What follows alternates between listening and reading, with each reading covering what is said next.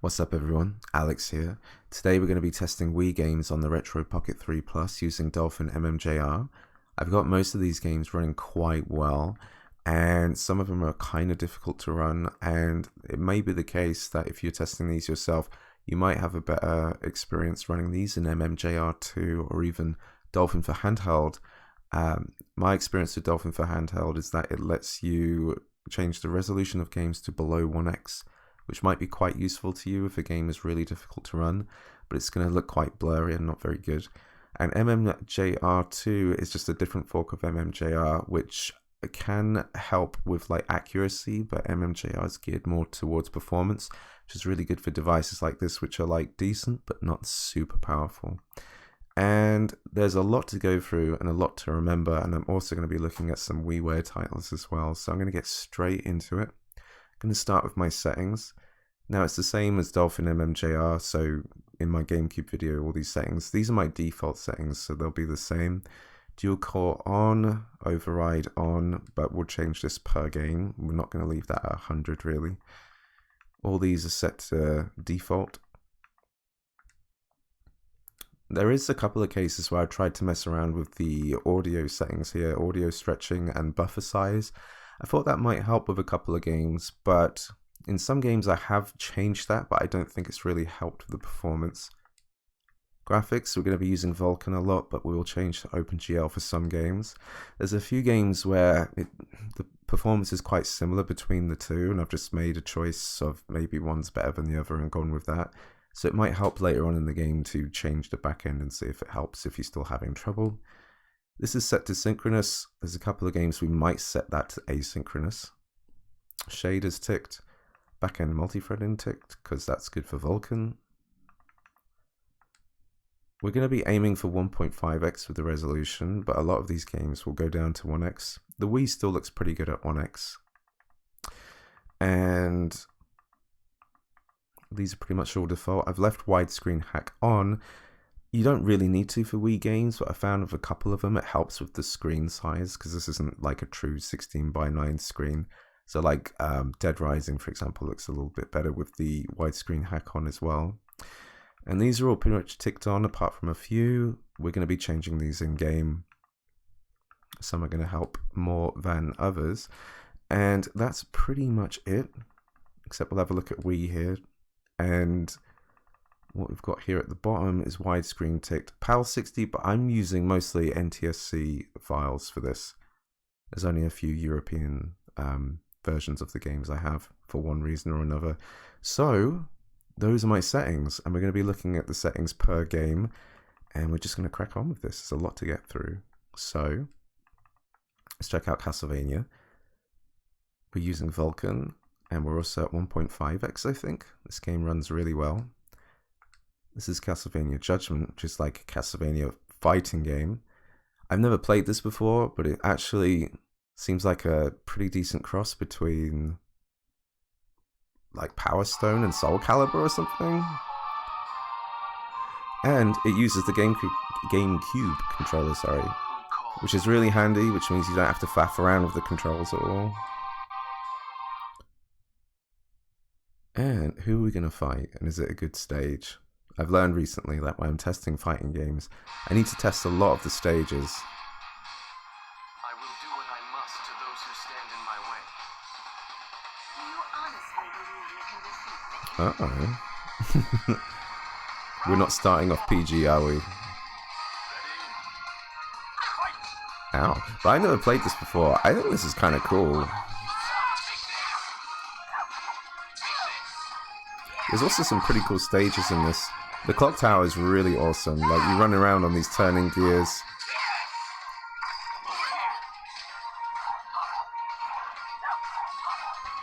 But I do find the controls a little odd in this. I can't tell if it's an actual beat 'em up or more like a party game.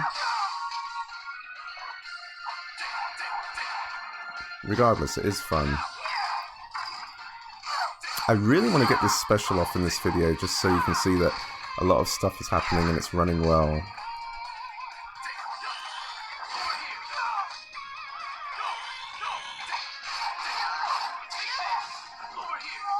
Oh wow, I ringed out. I didn't even know this game had a ring out. That's fantastic.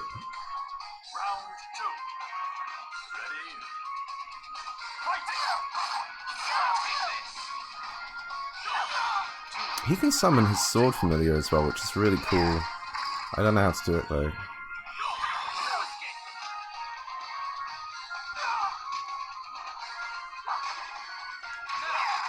Oh my god, it failed the special twice. For some reason, it's really hard to get done.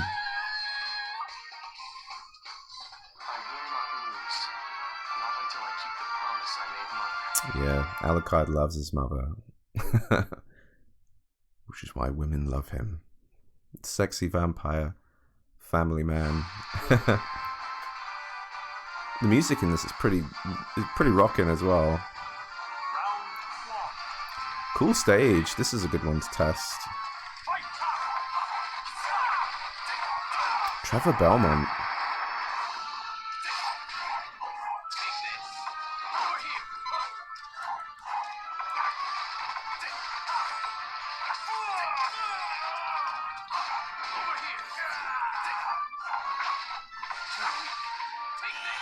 I kind of like this game. I might play more of it, but I think it's probably going to be quite a shallow game. Oh, what's going on? I got it. There we go.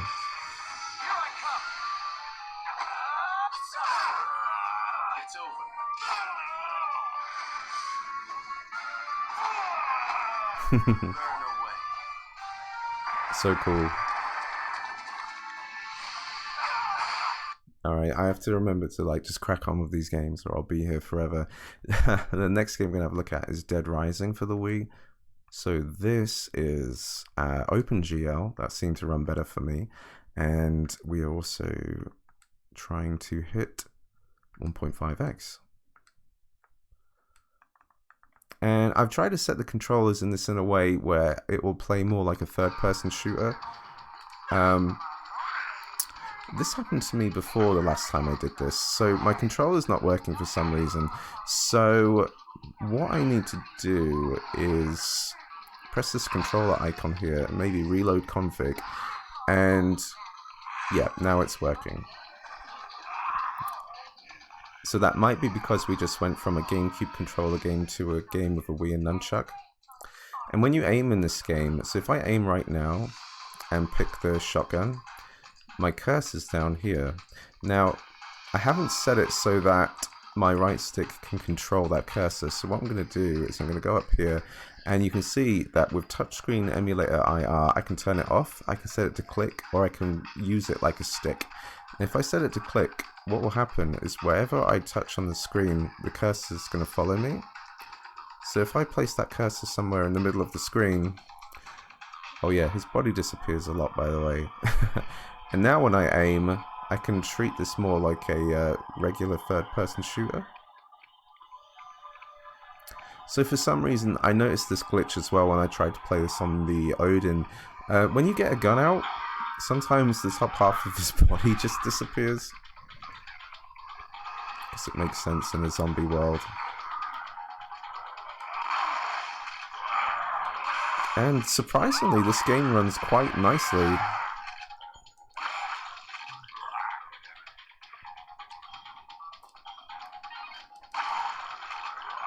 Rifle ammo. That's a lot of ammo. You can see there, I just changed to the pipe.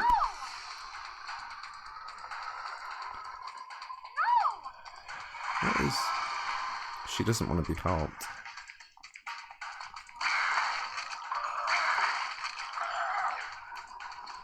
So I never played this before. I played Dead Rising 2, which I thought was really cool. Yeah, she doesn't want my help.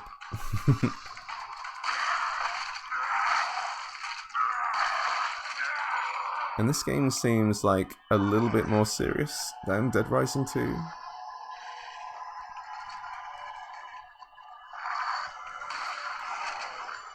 Man, that shotgun sounds exactly the same as the one in Resident Evil 4. I didn't notice that.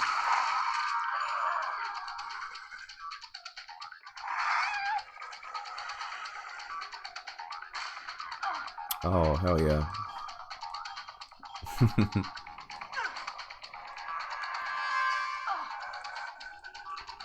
So what is my Z button? I told you I'm going to have to try and remember what these controls are.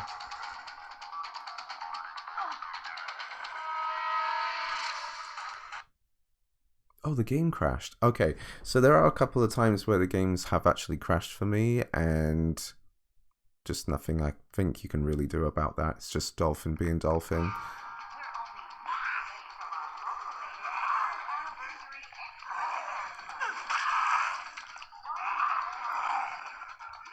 But yeah, the game's running really well, so I just wanted to run over and pick up that head thing, and I know I should crack on with the games. So the next game we're going to have a look at is Donkey Kong Country Returns. We'll see that we're using OpenGL. I'm not sure if this is one where I wasn't sure if I preferred Vulkan or OpenGL, but I seem to get better performance with OpenGL. We're using 1x resolution, and we're going to jump in the game. And I'm at the start of the game, but I've made a state, and I usually make a save state where I'm able to test the game properly. As soon as I find that the game's not running very well, that's when I'll start messing around with settings. And you'll see here that I've got all of these on except sync on skip idle. We're using 30% clock speed. Skip idle can help with some games, but it usually like crashes others, or just messes with the frame rate a lot. And I've got this running like pretty well, but there is some slowdowns here and there. And I have seen some videos where this game is running quite decently on MMJR too, so you may want to test this game out more on that fork of Dolphin. But when I was testing it, I was getting like different performance compared to this one, like in different places. So I wasn't exactly sure if I like one more than the other. But you can see a lot of places here the game's actually running pretty decently. Oh my god, I died. One of the annoying things about testing these games and looking at the capture is it's just a little bit out of sync. Ugh. See, I thought I was going to make it there. I'm going to try and just get to the end of this section and see how well it looks.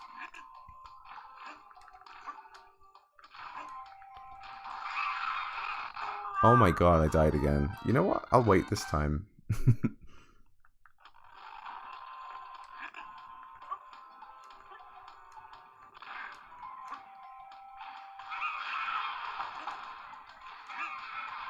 I can be pretty impatient.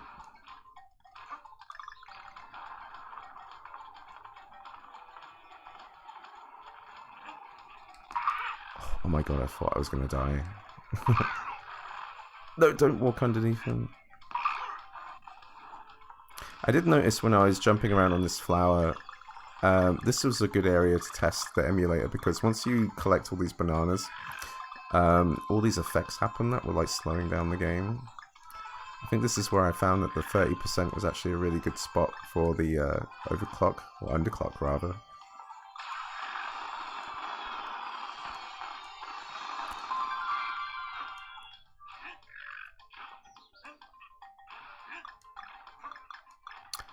And this is another one of those games where I've set the controls all differently, so it's asking me to use Z. I've placed Z here, so I wanted to keep this game really simple to play. Just a few buttons close. Does he hover? He does hover. I haven't actually played this one. The only one I've played is, well, out of the new ones, is Tropical Freeze, which was decent. But I played it on the Switch, and that's when they released the game again for about $60, and that was too much.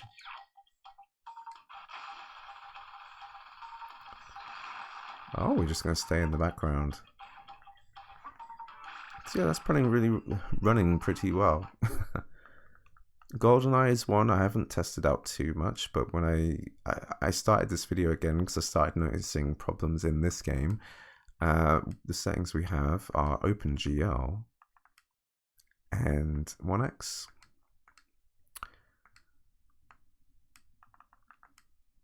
And this is another one of those games that lets you play with a GameCube controller, which is really nice. Probably going to die here. Hang on.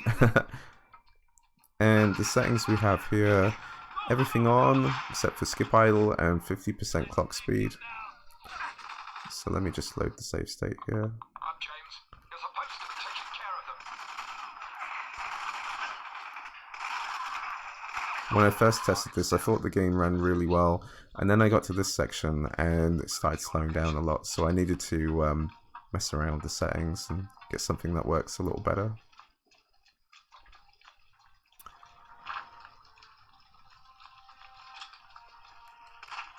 Now, I love GoldenEye, but I think this remake is not a very good GoldenEye game.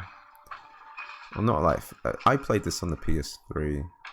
I think all the decisions they made are really odd, like recasting all the characters. Like Daniel Craig's fine, but like 006 here doesn't hold a candle to Sean Bean. We're running 6 minutes behind. If anything goes wrong, be prepared to move. How's your Russian these days? Как всегда, хорошо.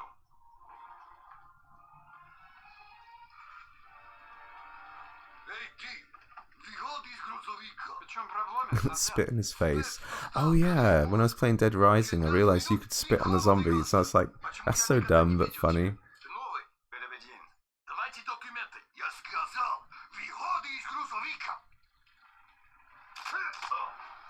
It's weird that they don't know who we are. Like, are they mean to everyone?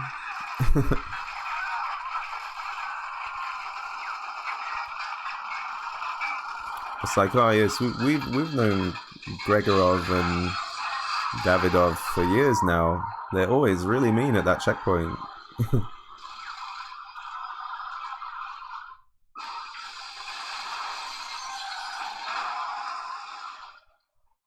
Dude, I really don't like playing shooters on the on handhelds and sticks like this, or any sticks, to be honest. I like my shooters on mouse and keyboard or VR. This is running pretty well. Oof.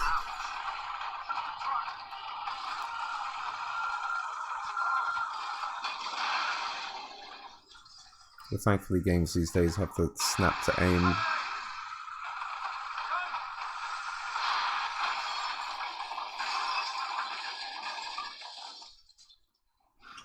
So yeah, pretty good. I don't want to linger too long on this game, as we've got many games to get through. Kirby's Adventure, this is a strange one, because I had the NTSC version of this.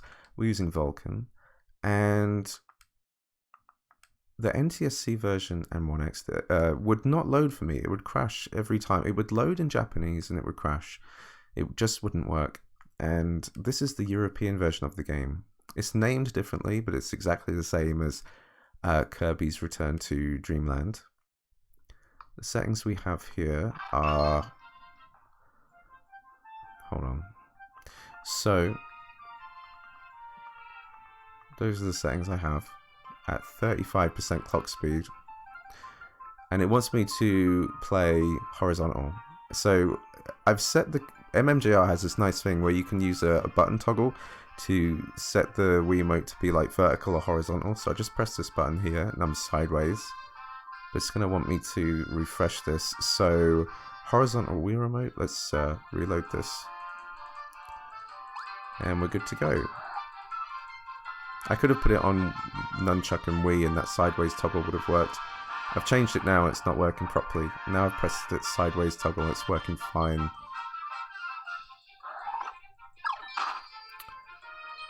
Yeah, this game's cute, man.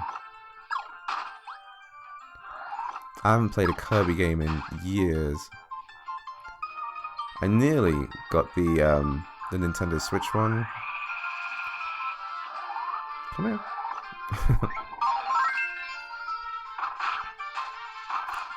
And it's really nice seeing these games run this well on this device. It really feels like a perfect fit.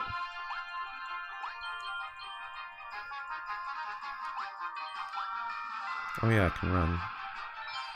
Where does little toes go?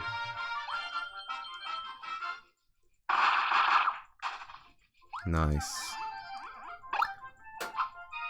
I loved Kirby on the Game Boy and the Super Nintendo.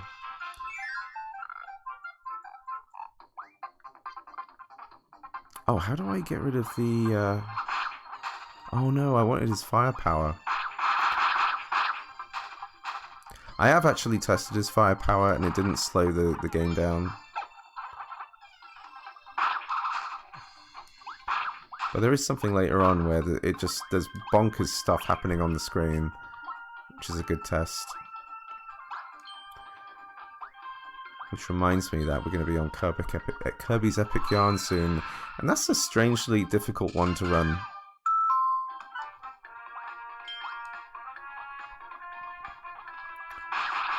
Dude, I think I'm going to play some of these games over Christmas. Ah, you press minus to get rid of it. And then you suck. Oh, but then you suck and you shake at the same time. Alright, so I've set my shake functions to be one button. So I'm going to suck. Now I'm going to shake. I could actually have done that differently. So there's a big enemy up here who we have to suck and shake at the same time. So if I go up here and go to Successsor emulation and I change it to shake, I leave it a moment so that you can just calibrate for a second, and then I'm gonna go up to him, I'm gonna suck, and then I'm gonna shake, and it works. The gyro controls in the Retroid Pocket 3 know what I'm doing. But you have to turn this on for like every game, so just remember that. And you can only have one of those functions on at a time.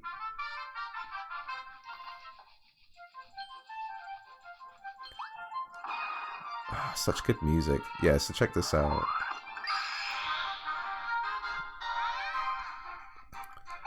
It's gonna get crazy, and it's gonna run well.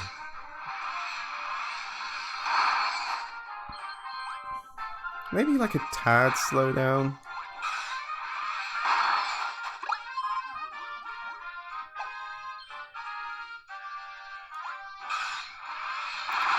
Got a meat cleaver. But all that chaos on the screen, and we're fine.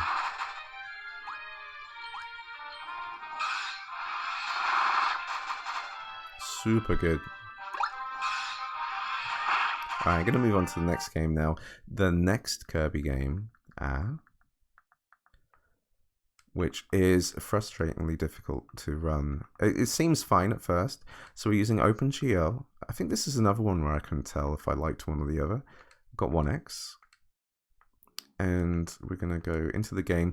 I've got to this section here where you're like a big robot Kirby, and it's just crazy. It's quite a lot for the system to handle. These are the settings I have on at 300% overclock. And what you can do here is the game tells you to tilt Kirby. So we're going to go back to sensor emulation and we're going to turn on Wii tilt. And then we're going to just hold it for a second and be steady. And now when I tilt, okay, it's acting a bit funny, but it does work. He's like tilting the wrong way. Oh, bugger. Oh, and I'm supposed to be in horizontal mode as well. Oh, is that why? Because I'm not in horizontal mode? That makes sense. So, let's go to sensor emulation and turn it to none. Keep him straight. And then we're going to do it again. Sensor emulation. We tilt. Hold it for a second. And then... there we go. But yeah, there's tons of stuff on screen. All these like explosions from our Kirby missiles. And I can't seem to find a way to get this run any smoother. I feel like this is just one of those games where at this point you're just going to have to bear and grip it. And then you can get on with the rest of the game. It just seems so strange that this is a Kirby game and it's running this poorly at this section. There's barely anything on screen. But then we get past this and the game just runs fine. And cute.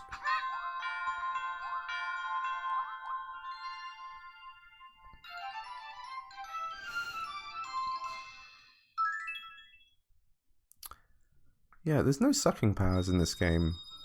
Very disappointed. At least I don't think there's any sucking powers.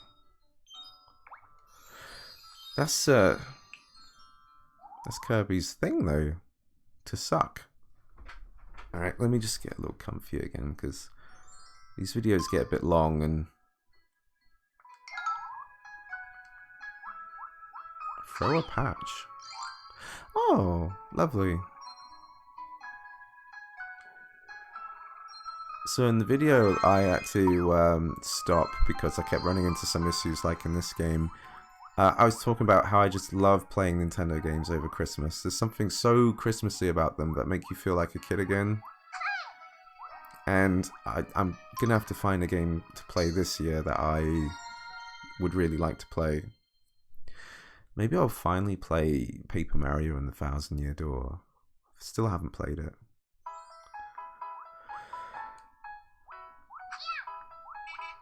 Beep beep. This game's too cute. Oh, like which year was it? It was like 5 years ago. It was Christmas and I played Captain Toad Treasure Tracker on the Wii U. Was that the Wii U? Oh my god. Such a fun game. Oh, you can go, Kirby. Come on. Oh, be a car.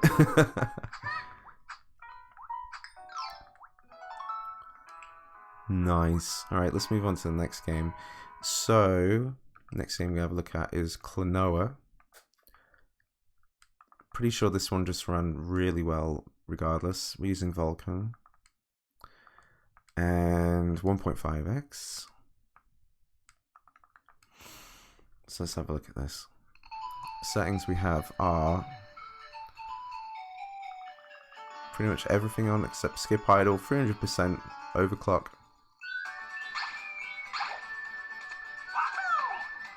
Oh, I missed it.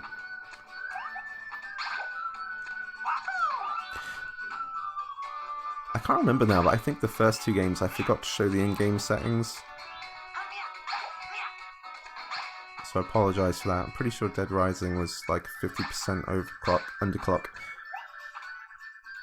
And Castlevania was a 300% overclock, I think. But yeah, there's not a lot going on Klonoa. I think it also uses GameCube controllers, so it's really simple to set up. I never played the Klonoa games, but they have really good music. I can't get up there. Hang on. Why can I not get up there? Let's read the thing.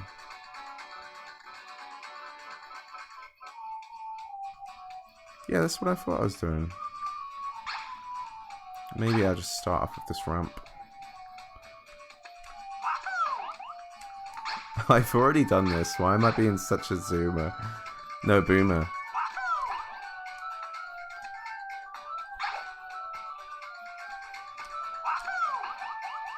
That'll do. Oh, I thought I was going to fall. But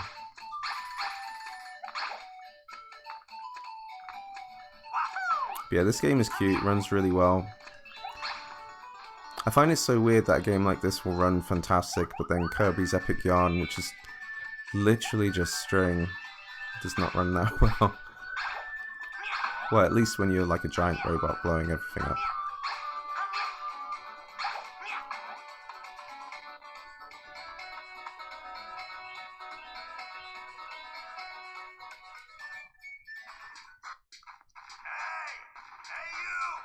Cutscene. Ooh, some slowdown there. This song sounds so much like something from Stardew Valley.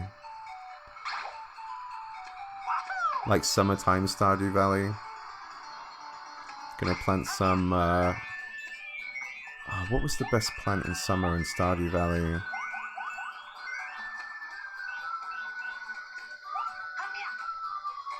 I can't remember. Okay, that's enough of Klonoa. Runs really well. Next, we're going to have a look at Little King's Story. Now, this is one that I'm I had some problems with, and it doesn't run amazing. I don't really know this game. I'm using OpenGL, and I'm pretty sure we're at 1x. Yeah. Now, if you use Vulkan, you get a lot of problems with like flickering black boxes. Sorry, and I think this is a game that's meant to run at 60 frames. We're not going to get 60 frames. I really don't know how to get this game running like really, really well. But those are my settings. 50% underclock. Nunchuck is required. Well, reload. And you play this king dude. I just done the intro section so I could run around here. When you run down here, there's like a ton of people and it starts slowing down a lot. It seems like a fun little game, but I really don't know how to get this to run any better. There was this one option, I think it's XFB, but if you turn this on, it starts flickering like crazy. But it does help with the performance.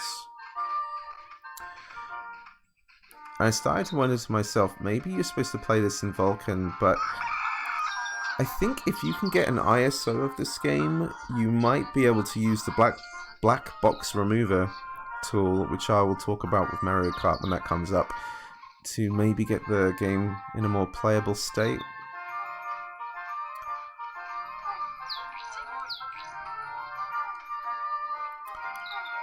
This game is really nice music as well, but some of it's like classical music as well.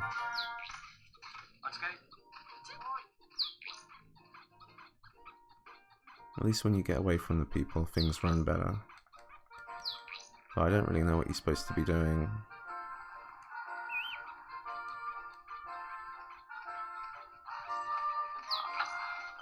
But yeah, again, this is a game I've not tested in the other emulators.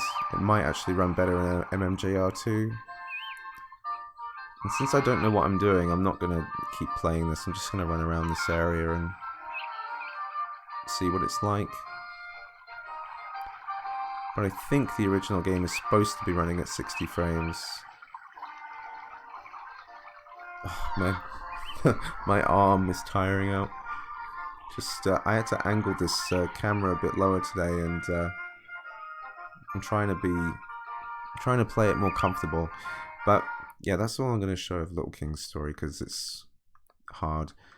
Doesn't run very well. Okay, MadWorld's an interesting one because of its controls. So first off, settings are, I'm using Vulkan and 1x. I think this is a 30 FPS game, but I had to map the controls a certain way to get this running how I'd like. I'm still working on the controls, but because I'm not playing it yet, I'm not going to focus on it too much. So the buttons themselves are not the problem. It's mostly the motion controls. I eventually figured it all out. So what you need to do is... so in this game, there's times where you need to like punch horizontally and punch vertically. And the best way I found to do that is just to use the shake functions here, X and Z. So I think X is...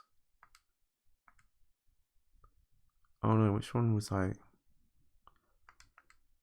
Was that on 100? I hope that was on 100. I just buggered this up. No, that's A. Oh, no, I've set it to this one over here. Okay. There we go, 96. The way I've set this game is to jump, punch, slice horizontally, slice vertically, and then we've got the chainsaw up here. Okay, and that should work really well. So I'm going to load a state.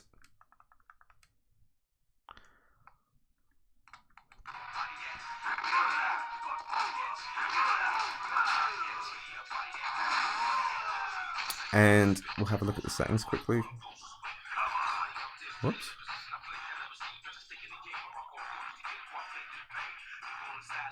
Everything on except skip idle, 70% clock speed.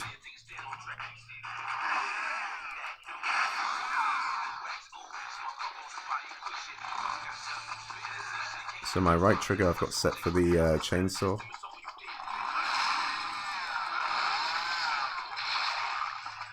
It's also... see, this is why I need to figure out the controls. If I hold punch, I can grab them, and then if I use a vertical or horizontal, I can throw them differently. But where I've got my horizontal, it's really hard to press these two buttons at the same time. So I'd have to do a claw grip and do that.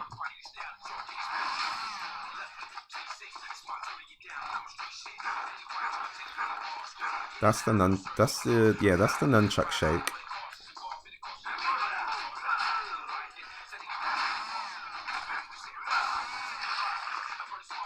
Yeah, this game does seem really fun. I think the biggest problem is just getting the controls like absolutely perfect. But it runs really well.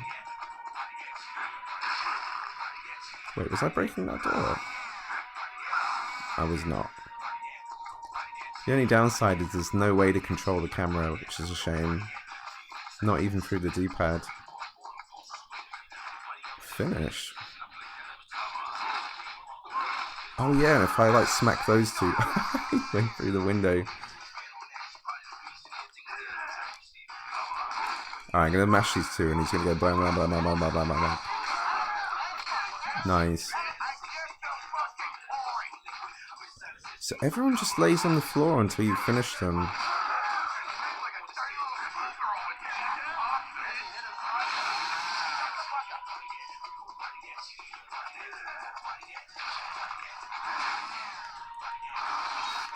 Whoa.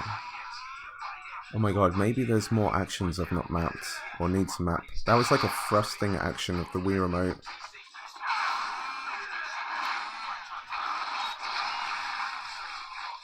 Maybe I did do it. That is really cool.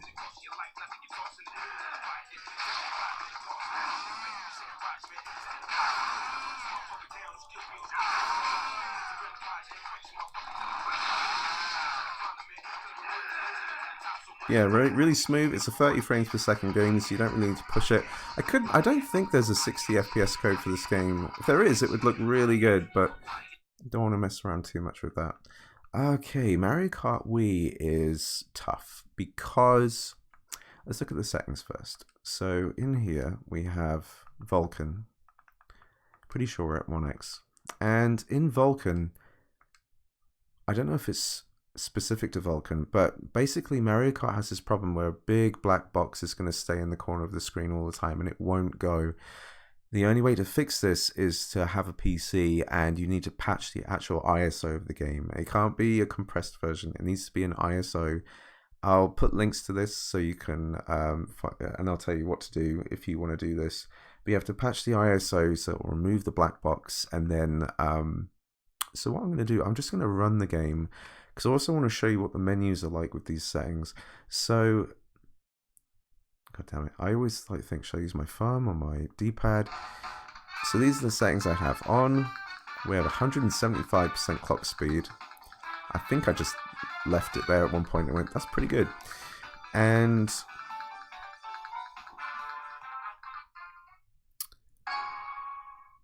I thought I was going to say something else actually. Alright, we're just going to press buttons. Oh, why is that there?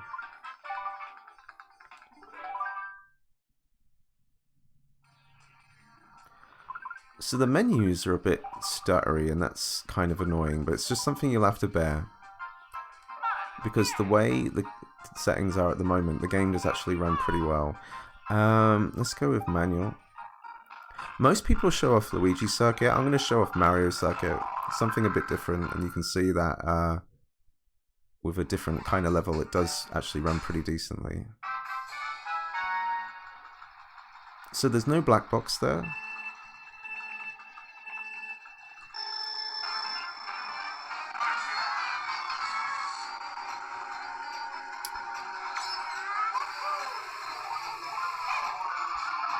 And for the most part, yeah, it's going to run pretty solid.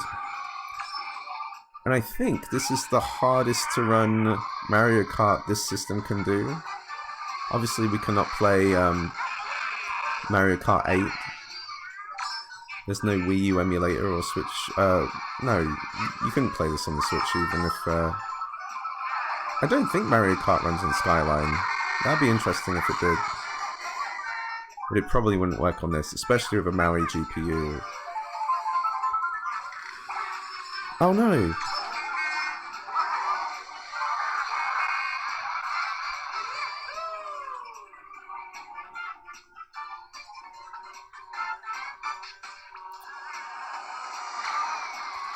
Yeah, the game is running pretty damn nice. I think the only Mario Kart game we can play on here that's difficult to run is Mario Kart 7 on the 3DS. Oh, I went to avoid that. It's like it was a mushroom. I lost all my 3 red shells. Son of a... What I'd like to do, I'd like to get to the next track as well and see how that runs.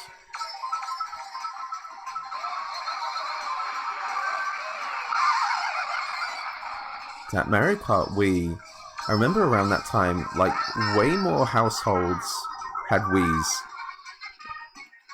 consoles than ever before. It was so strange.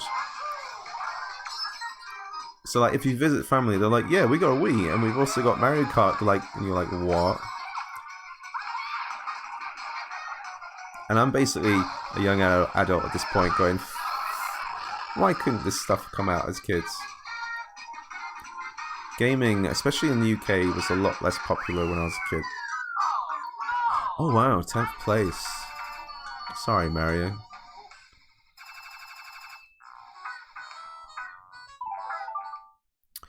What is the next track? Oh, Coconut Mall, dude. I have this song on Beat Saber. I can't remember when the boost is, so I'm just going to start at the start. Ow!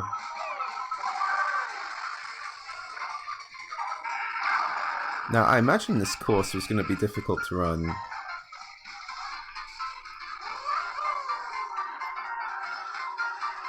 But it's handling it like a champ.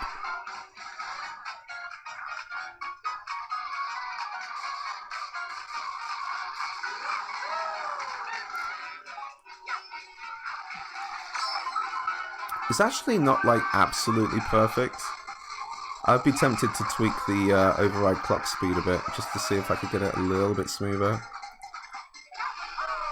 I noticed with a couple of Wii games, when you do have to overclock it, usually people just whack it straight up to 300%.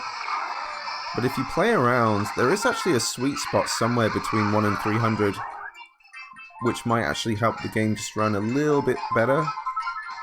And if that little bit better gives you 5 frames, then it's absolutely worth it.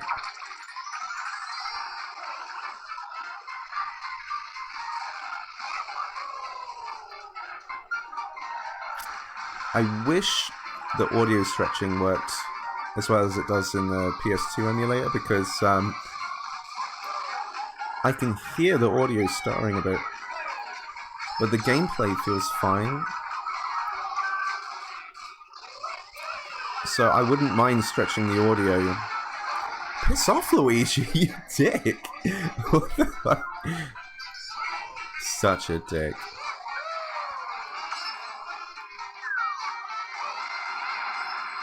I hope I got him, that asshole. Oh my god.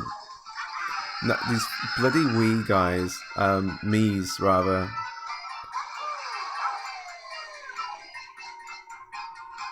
Okay, I'm not going to show any more of this because this is going to go on for a long time. Okay, this is a big one. This is, well, don't get your hopes up, but it does run alright. We're in Vulcan. 1X. Has to be 1X, doesn't it? And I'm going to load this up, and then I'm just going to stretch my arms for a moment because I'm starting to get a dead arm. Or a dead finger, actually. And I've set the controls up in this game so that the right stick aims. And what else we got? So the right stick aims, jump, shoot. I've just done this part where you have like a meeting with the commander and the other bounty hunters. The A button transforms into the ball. I've set one of the motions to, because if you flick the Wii remote, you can jump. So I've set that to a button. I can't remember what R does. R the trigger is lock on. L lets me set my visor. Now, if you want to scan anything in this, unfortunately, with the settings I have, which I have not shown yet, I apologize, is everything's on except skip idle, 35% clock speed.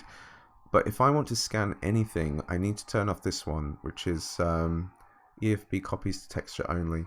When I change that, performance is going to get pretty rough. But stop. But now I can actually scan things. Now this is really not ideal because in a Metroid Prime game you are scanning things quite a lot. I mean, you don't have to, but you'll notice when I change the setting back. Hang on, I need to turn that off, I think. Oh, now it's stuck there. This is annoying. There we go. Yeah, so if you're constantly having to switch that setting on and off to scan things, especially if you're like a completionist that loves scanning everything in a Metroid game, that's going to annoy you big time. I think I've set missiles to L2 here, whenever you get those. I've also set some other motion controls. So on my D-pad, I've set up and down to be forward and back. So like push the remote forward and push the remote back. And this is tilt left and tilt right. And then on the sticks, when I press those, whenever you get the grapple, one of them is to like pull and push. Or no, grab and pull. One or the other. You know what I mean. And the game runs okay. But, see, I've just remembered this now, actually. When you start the game, with these controls, it should be fine, but you probably have to deal with some crashes. So make some save states during cutscenes, and get ready to load them if the game crashes. And then when you get to the starting area, oh, what happened? Yeah, just get ready for some crashes, and then you'll be able to get through this section. But even with these settings, once you get here and the space pirates are actually fighting, the frame rate drops a fair bit.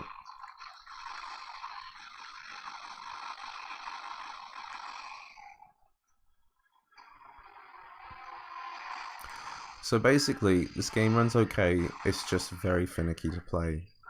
And that's just, you know, down to you if you want to put up with that.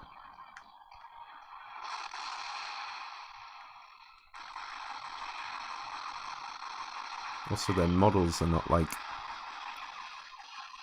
It looked to me like they were flashing for a moment.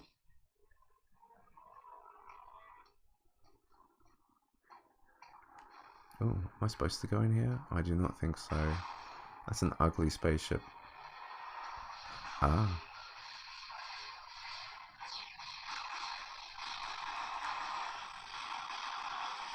So obviously I'm not going to try and aim and play like this. I'm going to be using the lock-on as much as I can. Let's see if we can get off this space station.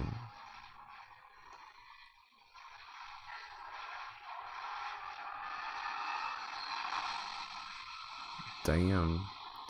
It's a Nintendo game! Oh. Why am I laughing? It's terrible.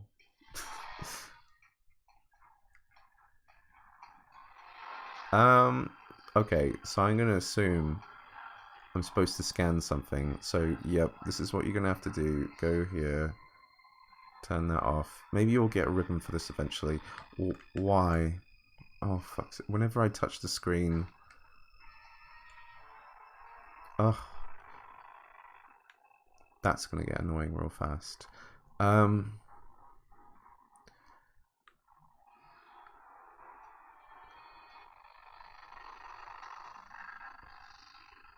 So if I change this to stick, I think whenever I change it, it's going to fix itself.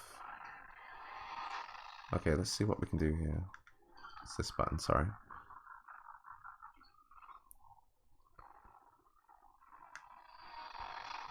Do I just need to turn backwards then?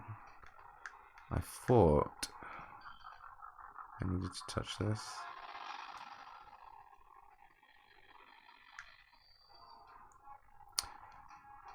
But yeah, the fact that we've had to change this setting, it's really annoying because this also affects our performance a lot. When we turn that on, the game gets a lot smoother. And now that I've touched the screen again, oh my god. And then if I just... You see what I mean about finicky? I just changed that and it's gone back to normal. So, okay, I meant to go backwards. But I did want to spend a little bit of time on this game because I know this is one people would be curious about.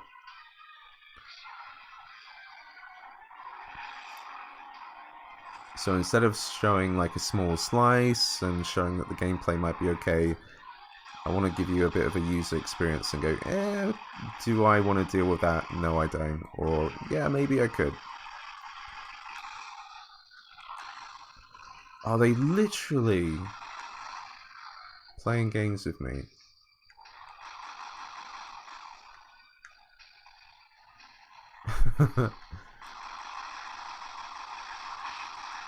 Yeah, when someone's in the middle and they're just throwing something back and forth. Don't you... Dick. Where'd he go?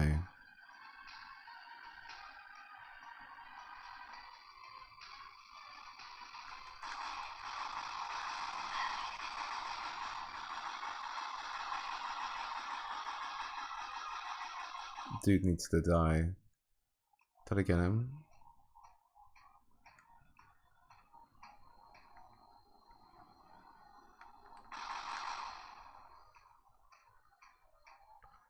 I thought I needed that.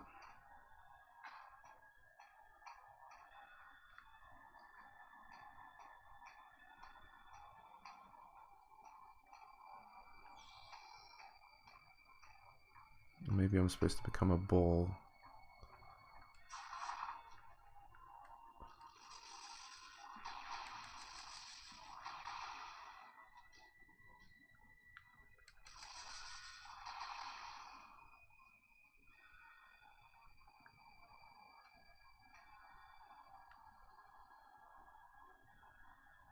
Over here? No? Yeah? It's got to be that. Really? Okay.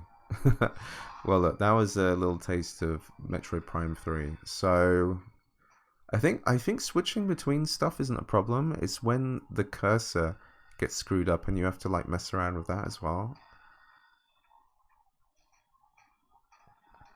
I'm not sure. I don't know what to think, but it actually... So when it gets busy and there's lots of action, it will... What was that? Okay, the UI is messed up as well. What? I totally thought I walked past that. So when it gets busy with action, it does slow down a fair bit. Not a crazy amount, but enough to bother some.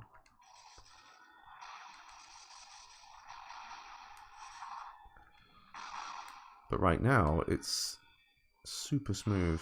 Oh yeah, look at this. So this is how I've set. So forward, right. It feels really cool to do that.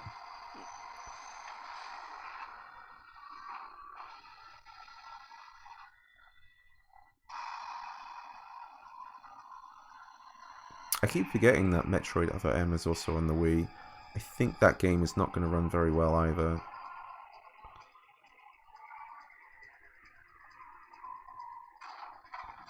Oh, hell nah. Okay, next game.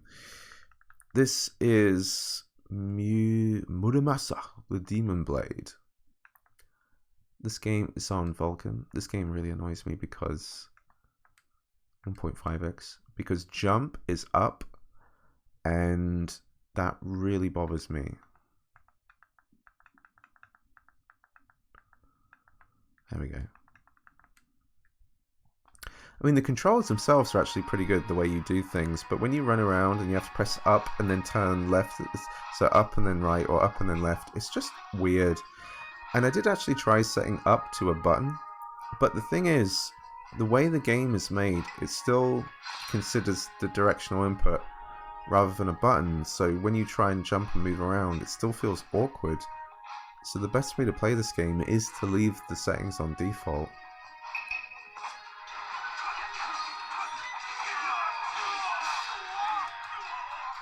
I'm dead. I forgot how to play this. There was a little tutorial, I did not fully take it in.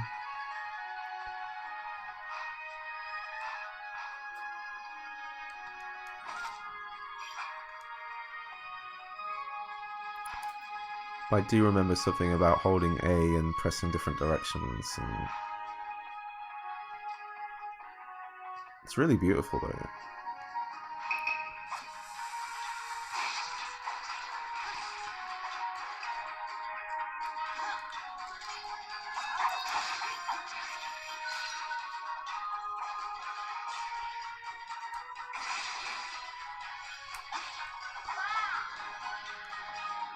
It's a pretty unique combat system though. I've not played anything like this.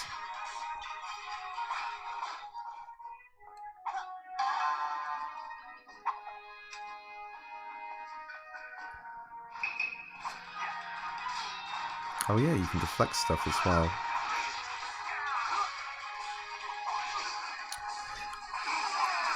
When I went to play this game, I think I thought this game was something else. Okay, damn, this game's pretty cool.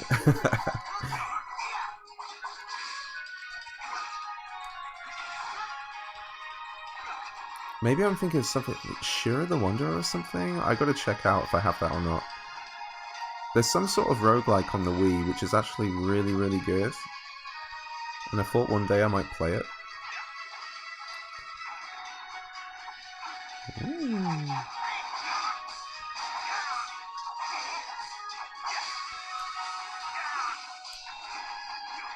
Whoa.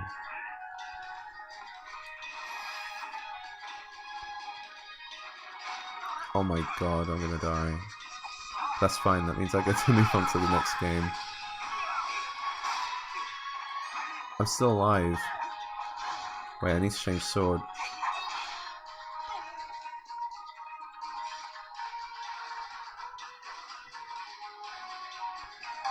Crushed it.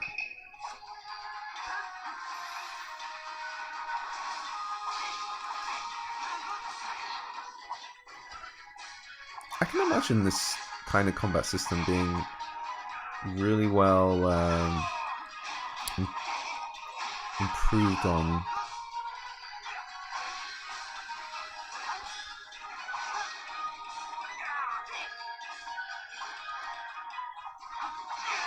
I kind of like this whole idea of holding like this button in and doing different inputs and then letting go of inputs.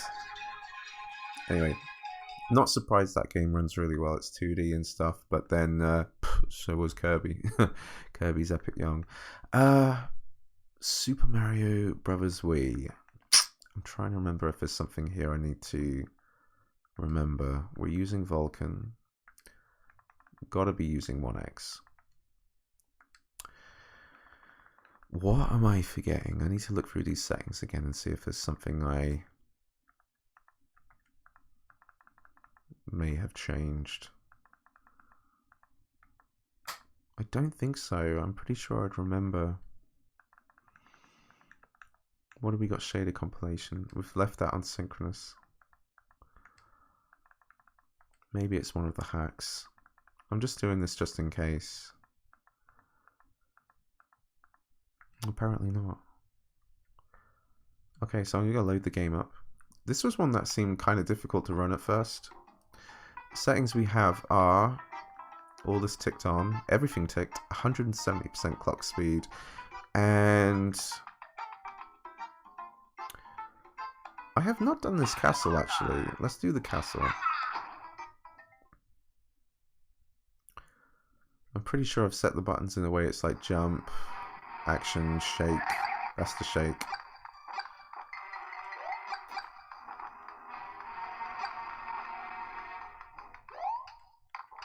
I've never actually tested this level, so this will be interesting. Oh my god. This is the problem running, playing the game on my capture. Do not playing platformers on the capture. This level isn't running very well. Let's see why. Let me see if it's something to do with the sync on skip idle. Totally is.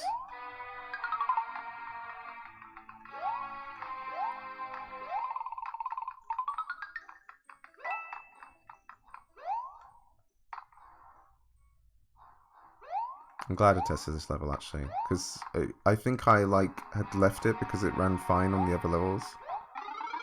Oh, I want that.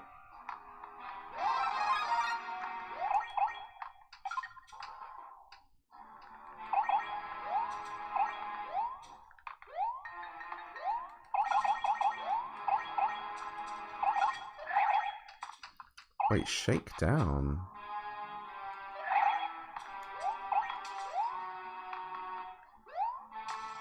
What would you do if you shake down?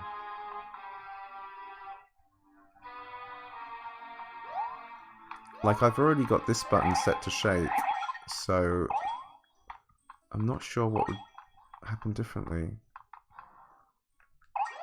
Oh no, don't do that. I thought I was gonna get crushed. Shake down.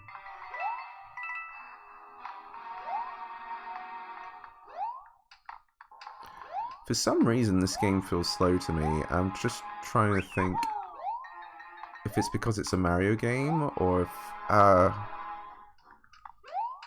speed seems fine.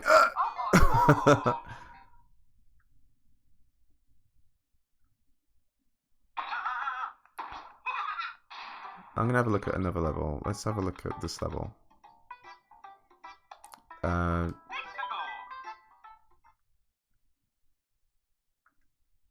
Yeah, it seemed a little slow in that castle for some reason.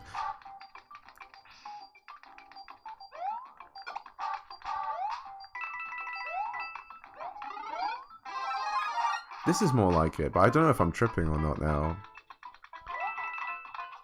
Ah, oh, damn Hammer Bros.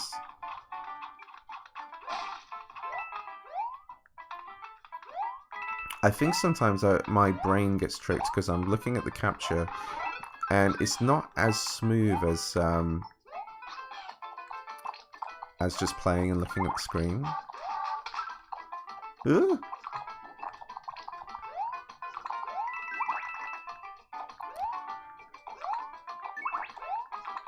Dude, I don't think people really think about this, but Mario is literally employed a dinosaur to eat his enemies. I mean, fair enough, yeah, he does jump. He does jump on them, he does squash them, he does set his enemies on fire. Actually, Mario's pretty savage the more I think about it. What a mad lad. Literally squashing them into nothing. Damn. Shigeru Miyamoto is just absolute insane. Oh, I lost Yoshi. Oh. Does that level run really great? If I go back to the castle, will I start at that midway point? Thing is, I'll be really curious to tinker with settings. Oops, I pressed the wrong button. I never played this when it came out. I don't know, the new Super Mario Brothers games, they didn't really interest me when they came out. Probably because I played Mario my whole life. Can you wall jump in this? Oh, you can. But I know people really like this one. And there's some like pretty heavy speedruns of it as well. But I will spend ages on these games if I allow myself. Pandora's Tower. Okay, this is a fan favorite. A fan favorite? No, this is a favorite of mine. I played this on the Wii U. I remember getting it on the shop digitally. And I remember it was this time. I can't remember if I was ill or not, but I was playing this game at from 3 in the morning till 7 in the morning or something, like on sequential nights. And I just loved this game. So it's kind of like there's all these towers you have to go through, but you're doing it because your girlfriend is turning into a demon, and you have to get like demon meat for her to eat. But the game is like part like this action RPG and part dating sim. So there's everything I have on and 300%. I saw this game being played on Dolphin for handheld and running really well. It runs really well on here too. I'm also using the classic controller of this game, which really helps, so I don't have to set up all the controls. But you play as this knight dude, and you go through the different towers. There's wicked music, cool bosses. There's actually quite a lot to collect, and you have to give... So you have to save the girl by giving her the demon meat. Sorry. And but you can also just like chat with her and give her gifts. And she's like cute. She's got a cute like English voice. I have to eat Master Flash in order to lift the curse. But it's so dangerous for you, Aaron. So I can give her like I haven't got much at the moment. I'm literally at the start of the game. I can give her like a berry. Is this for me? Thank you, Aaron. And this thing on the side will go all the way to the top. And I think to get the true ending, you need it to be at the top. And there's like weapon crafting and a woman to talk to over here. And the frames got a little messy around this area sometimes between cutscenes. Huh? Oh, and sometimes she just hangs outside here and sings. I got really into this game, right? It was cool. The bosses are great. Some of the towers are pretty clever. And you also have like this hook shot as well to zip around. That's part of the whole using a Wiimote is nice, but you can totally play it with a control pad, no problem. And you can use that like chain to also help you in combat.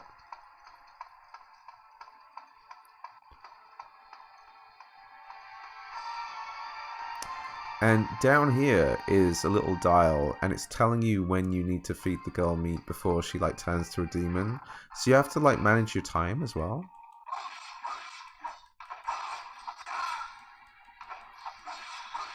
So you'll be like getting addicted trying to do these towers, and at some point you'll look down and go, "Oh my god, I gotta get out here and feed the girl." Item shortcuts. Oh, I don't know what I have set. I don't remember the controls very well, or if there's some like interesting combos. What button am I supposed to press? Oh, that's the menu. C is pick up. Oh, no. Something's wrong. Yeah, classic controller. Reload. There we go. I thought that was odd. And, yeah, we use the stick to control this. So I can just move that out of the way if I don't want it.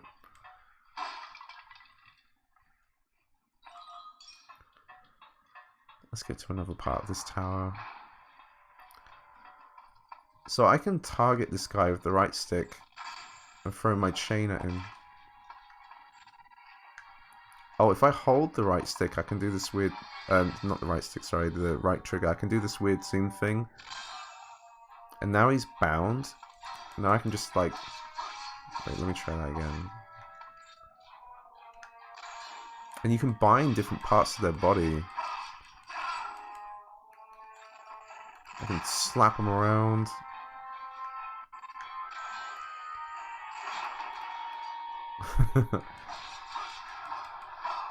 He's dead. So, do I need to do something like this? Oh, do I pull their body parts off? Oh my god, dude, this is a game I could easily get back into again. There's no jumping in this game. I can hold the action button and do a stronger attack. And yet later on in this game, some of these towers get a lot bigger. So I'm wondering what the performance is going to be like. But it is a 30 frames per second game. There is a patch code to run this at 60 frames, but to be honest, I don't think it's worth even trying. I don't think you're going to get this game to 60 frames. But it looks really nice, except that the character's cape is really messed up when you play, so that could be quite off-putting for some.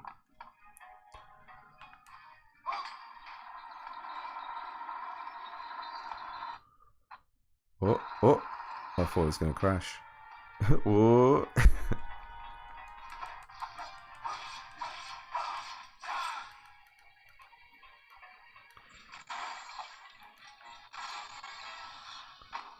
So let's see, can you like quick pull their parts? Got a little choppy there. But yeah, I don't think I really... Let's just walk through this door and see what that room's like, and then I'll move on to the next game. Ooh.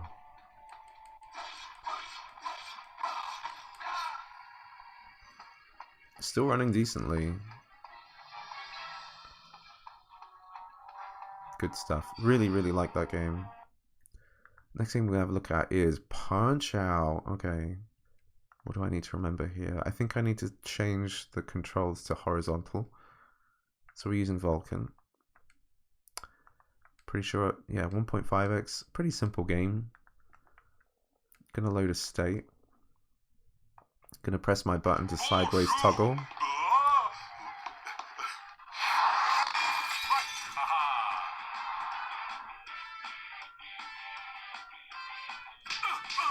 So I've set it that these two buttons are left and right, left punch, right punch, and A is my special punch.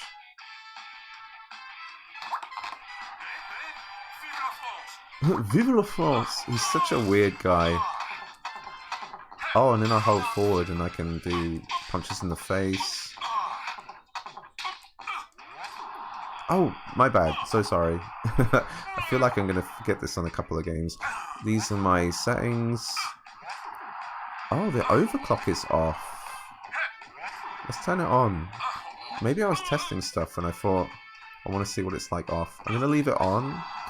And I'm going to load my save state again because I'm getting pummeled.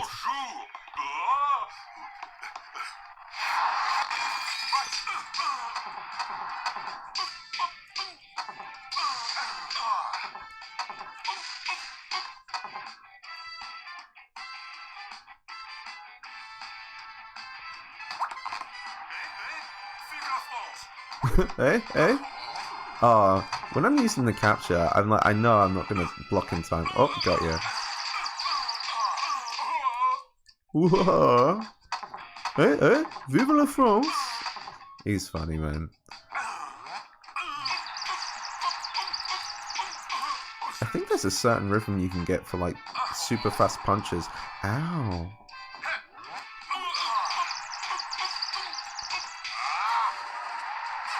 I've never played Punch-Out. I never played it on the NES. I've never played the Wii version. Seems pretty fun. Oh, the frame rate got really bad. Okay, let's try turning it off then. Must be a reason I left it off. Ow. Oh, he's kicking my ass.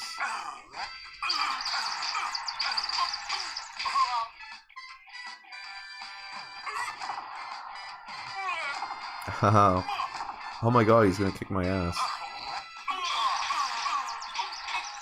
It's just, I know I'm going to be too slow looking at the capture.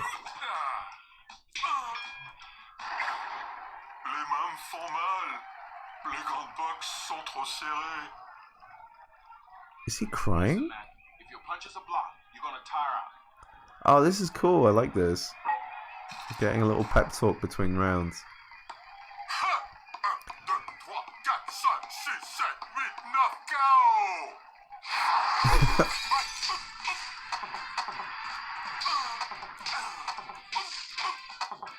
I'm gonna kick his ass. Well, punch it, really.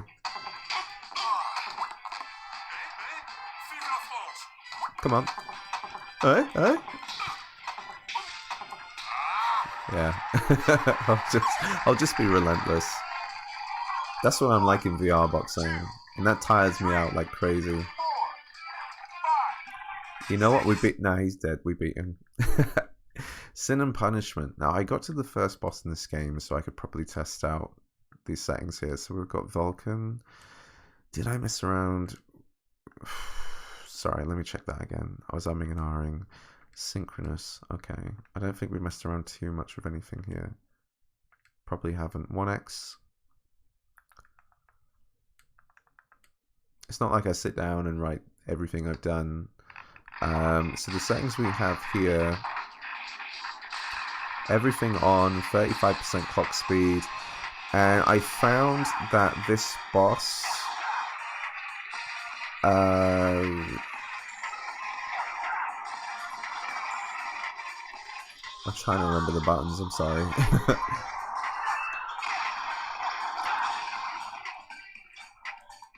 Oh, that's dodge. I found with this boss there were certain things I just couldn't help. We were going to get some slowdown no matter what.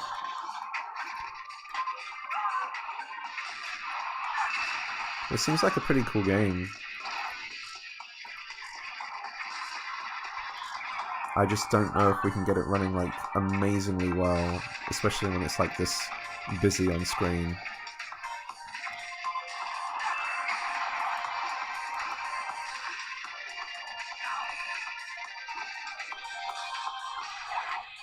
Okay, so that's melee.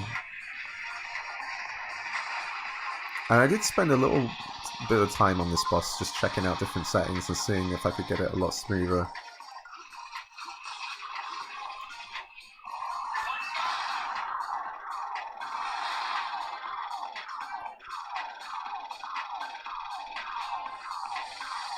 Oh, I want to be melee again, don't I?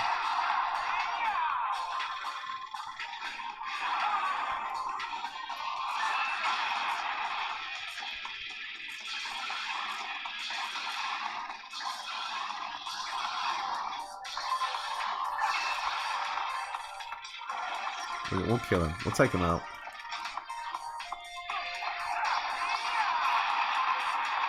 Killed him with his own rockets reflecting him back. Badass.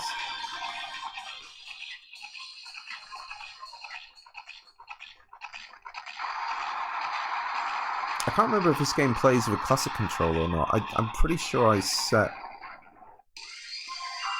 certain buttons a certain way.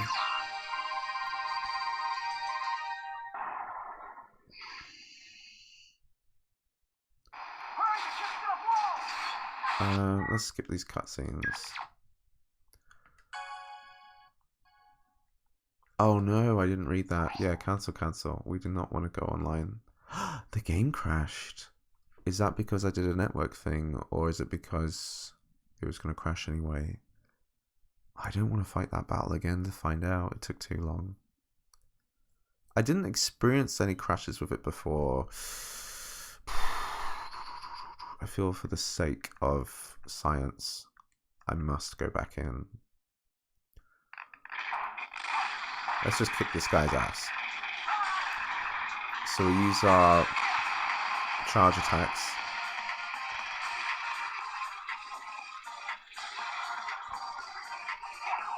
I can't slash the legs.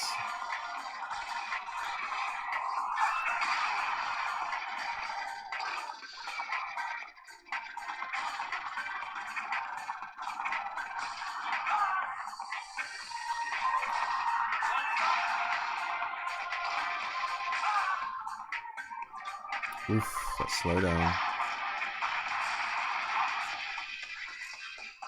So we're getting to 1000 and he should be on the floor.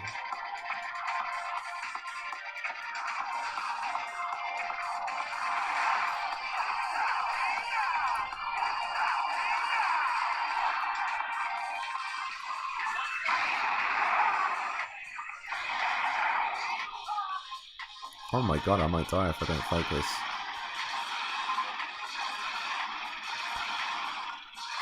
Oui, oui. Vive la France!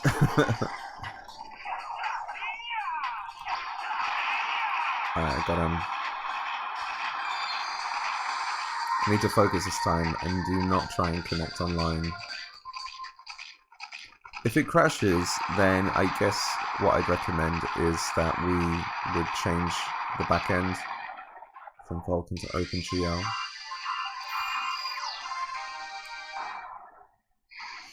But we do sometimes get crashes with Wii games on this emulator, so... No thank you.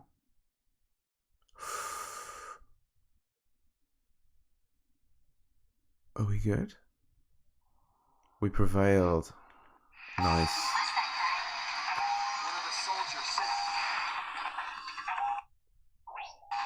The character design's weird. They look like kids with adult bodies. Sort of. It's difficult to describe.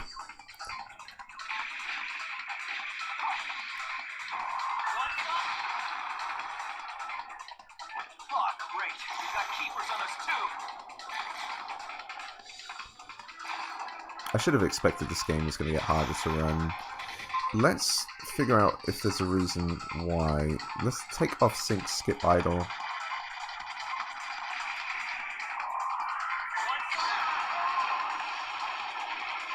I don't know, this could be a game that's just hard to run no matter what.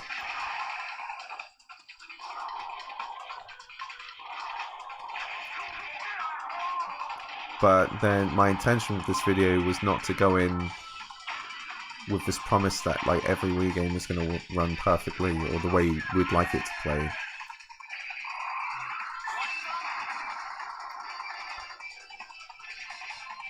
So I think I would actually test around this one a bit more. But if you are desperate, you could also check it out on MMJR2 or Dolphin for handheld. So I imagine this game would look like ass if you put it down to like 0.5x. So it just sped up there. And this is where I'd mess around with the clock speed a little more, maybe. I'm not sure. I'm going to make a separate save here for me to test out later on, because I am a little curious, but I want to move on with the games. So now we go from Sin and Punishment to Sonic Colors. Now this one took me a little while to actually get up and running properly. I don't know if I was really tired, so we got Vulkan. We set this to asynchronous. But I couldn't get it working, and it was just 1x. It was just driving me crazy, because I'd know I'd seen this playing on some video fine. I was like, why can I not get this working? Let's have another check here. Sync on skip idle is on. I don't know. I've left it on, so maybe I left it on for a reason. I've also turned this on. I don't know if I've needed that either, but I'm just showing you that I have that on. All these are on. Even texture decoding. I don't remember this. I know I tested this last night. I must have been really tired.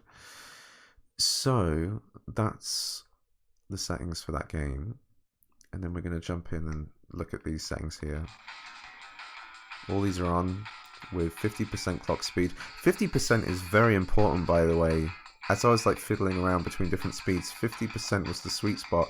And we finally get this game running around 30 frames per second, which is what it defaults as. But it does slow down to like 20 here and there.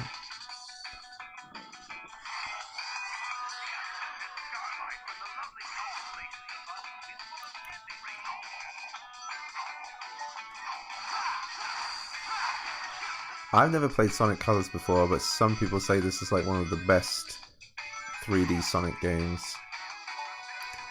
I didn't bother with Sonic for so long after like the Dreamcast, but I did play Sonic Generations, which I thought was great. I really like that.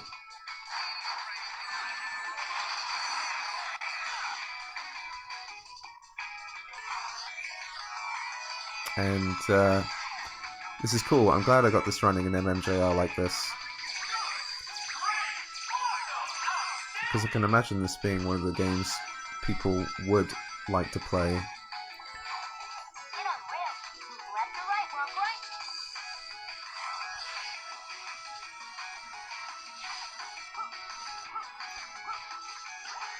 God damn, we're in space.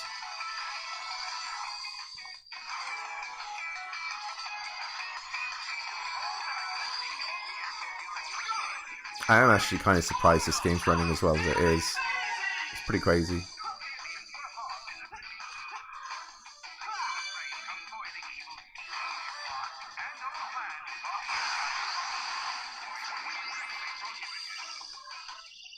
Nice.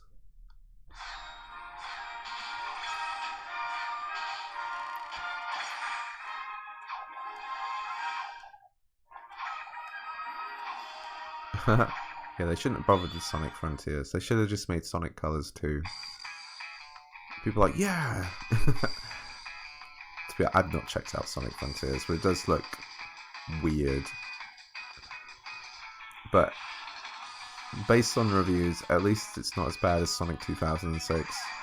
Yeah, I think you'd have to try really hard to be as bad as that game.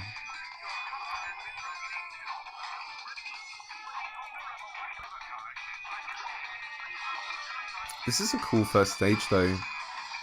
It's like a good mix between like a carnival but also like a typical first level Sonic game.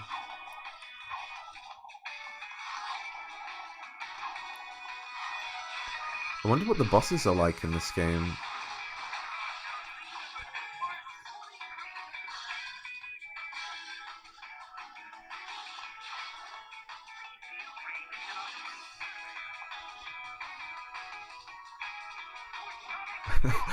I should have stopped this game already, but it's like my own curiosity. I'm expecting the game to tank, and it's just not.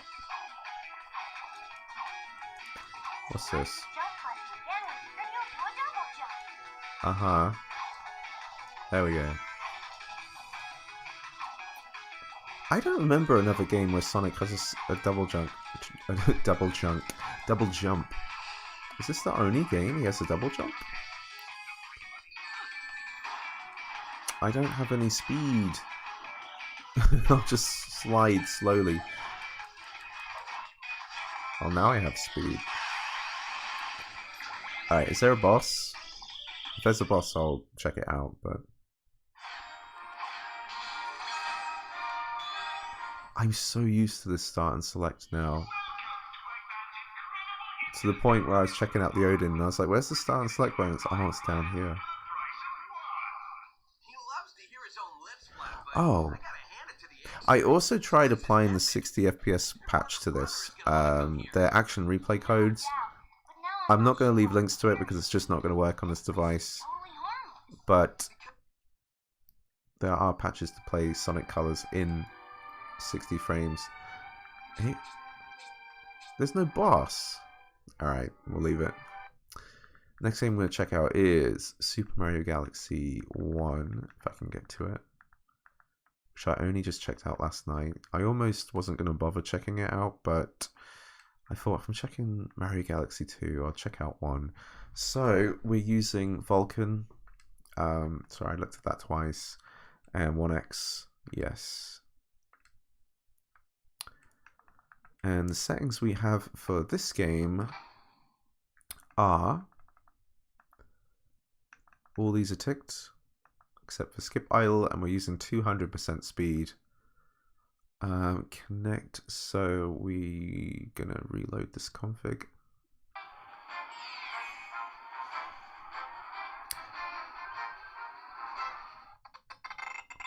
Don't worry about that, that's fine. I'm just gonna get comfy again.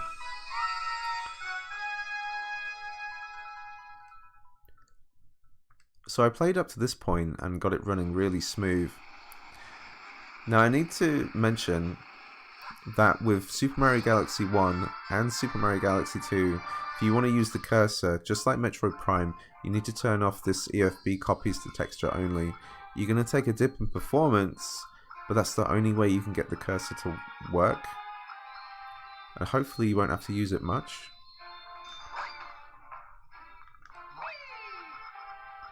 But I got this game running really smooth.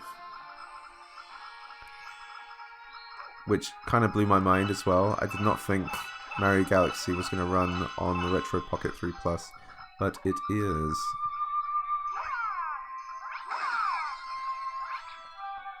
And I've set shake to this button, so I've got it playing like a nice platformer.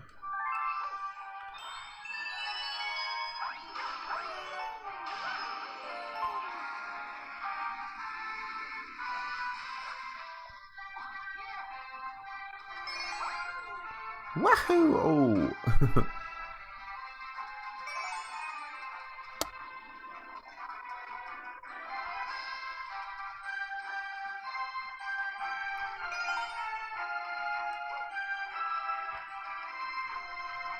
Ow. I'm mixed between like trying to play properly and just looking in awe. Like, this game runs really well. Please don't die. Ah, I want that coin. Thank you.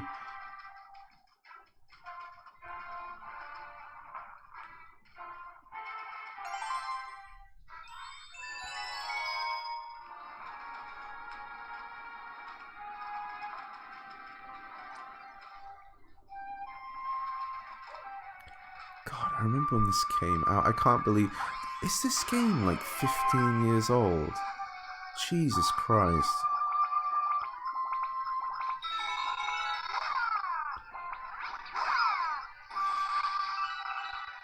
Huh, it's getting a little choppy around here. Why here? That makes no sense.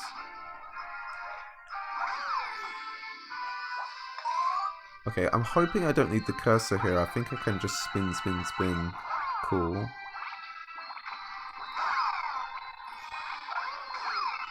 So the frame rate's getting a bit choppy. Let's see what 300% overclock's like.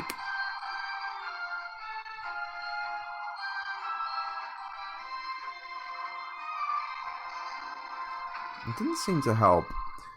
There was a test I was doing, and for some reason about 200% was the sweet spot. I'll put it at 175 and see what we're like with that.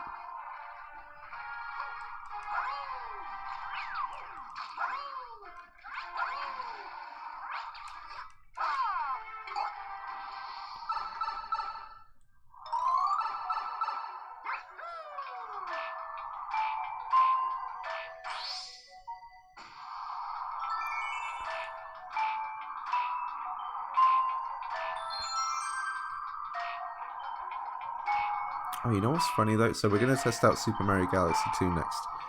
I have never played Super Mario Galaxy 2. And it's supposed to be better than this game. But I would not play this. I would not play... Oh, maybe I would if it ran well. I mean, it does run decent. I can play them on the Odin if I like, and they'll run really well on there. But the fact that you got to keep changing the setting to get the cursor working does bug me.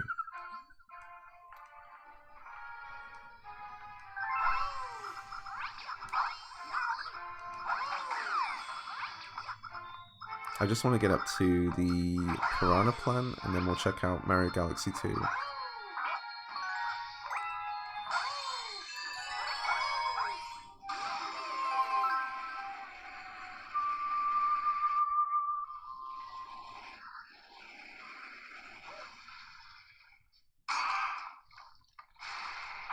So we experienced a small bit of slowdown, but we've got up to this point. Very playable. The frame rate's saying about 50 though, which is interesting. I'm gonna check this out again. I'm gonna check this back to 200.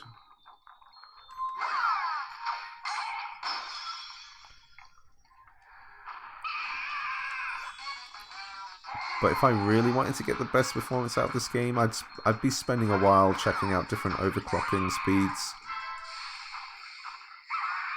But like I said before, some of these games we're just not going to be able to get them 60 frames all the time, or whatever the speed is they should be optimally running at. Ow.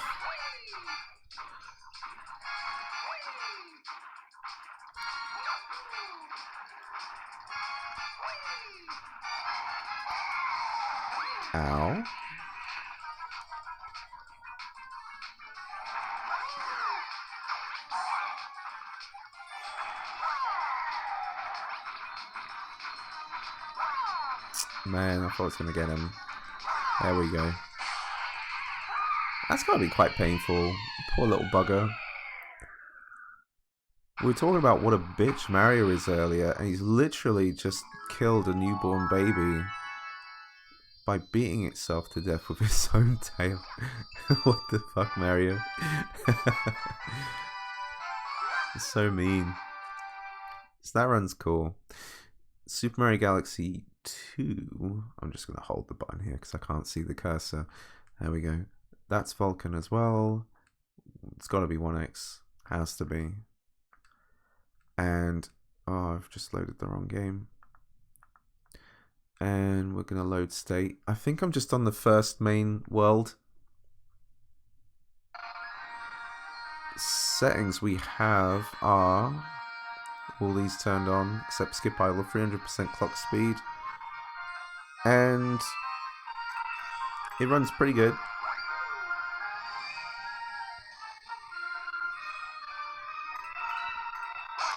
I'm hoping it will just like sort of even out in a moment.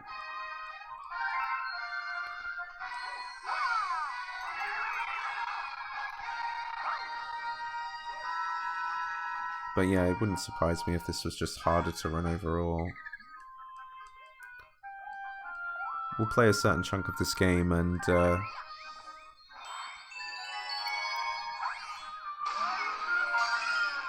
see how it fares. I was just checking the time. We're at 1 hour and 36 minutes.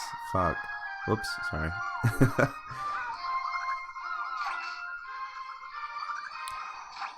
I used to spend like an hour doing Odin videos, like PlayStation 2 or whatever, but a lot of these Retroid Pocket videos are just getting up to 2 hours. They're just so long. But because this device is weaker, I think there is more of an interest to seeing certain games running at, as best as possible, you know? Like with the Odin, you could like play a selection of games and go, yep, the GameCube's going to be fine. But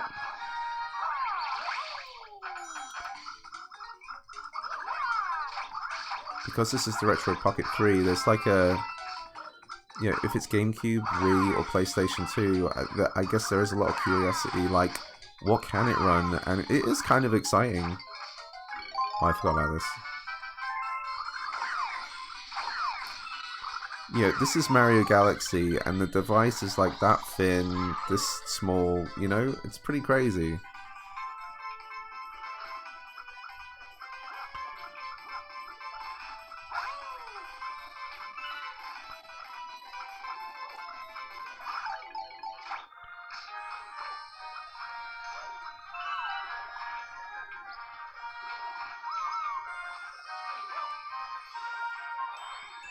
He could have done that anytime he wanted to.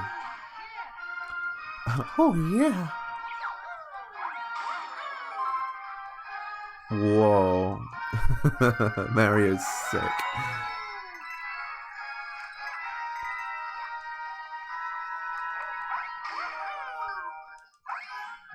Got you.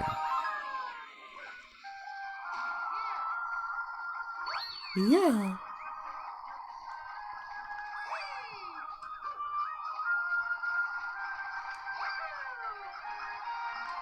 Oh my god. I thought I was gonna die.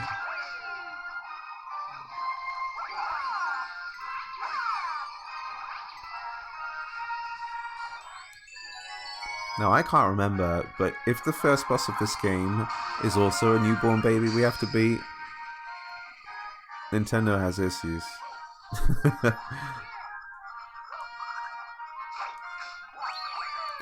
The music though, dude.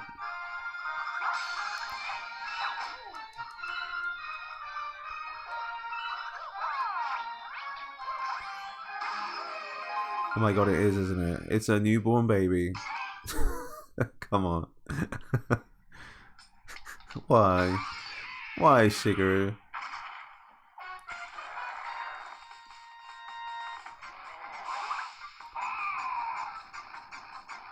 Mario should be like cuddling this thing, feeding it.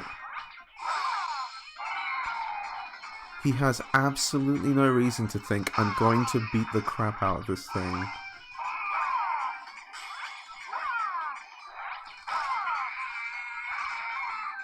At least this one you're not beating it up with its own tail.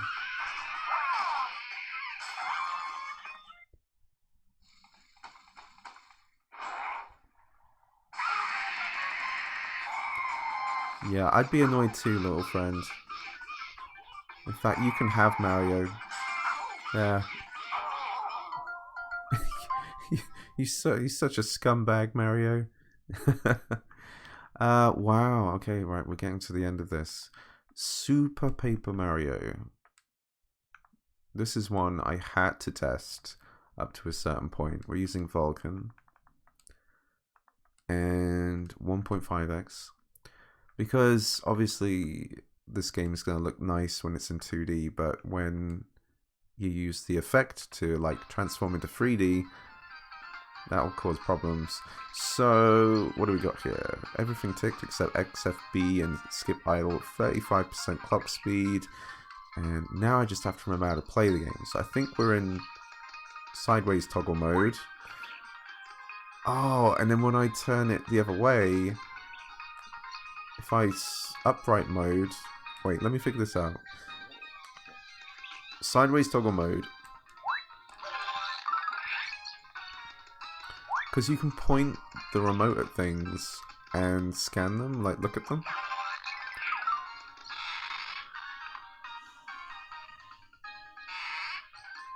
Now this is one, I admit, I could have done a bit more testing with this 3D effect. But it was running pretty decently.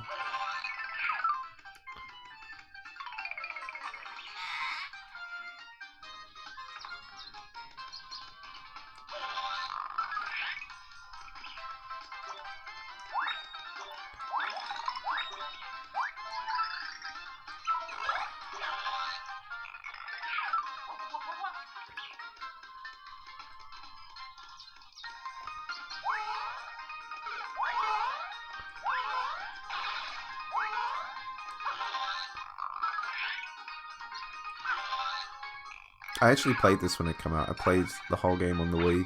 I thought this was a really good game. But I only played the first Paper Mario, so I didn't have Thousand Year Door to compare this to, which I'm sure a lot of people did.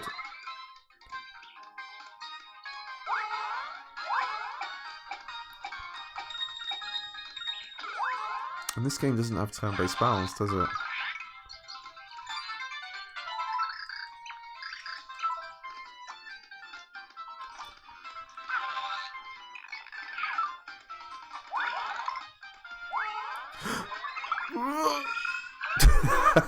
I was like, I really want that, and it got me killed.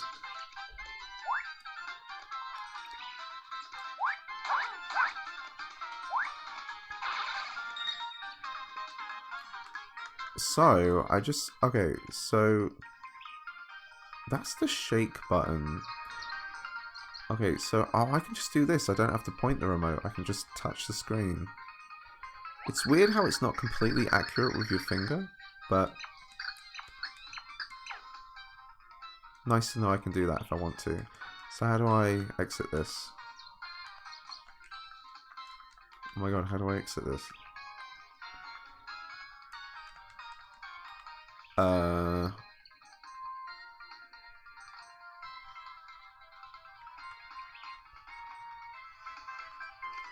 As soon as I let go, it's gonna flick on the screen. So what, do I just press off?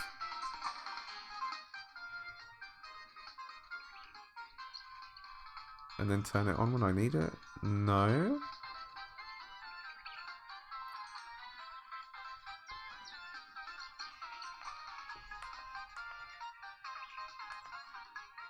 I thought putting sideways toggle on would work, but...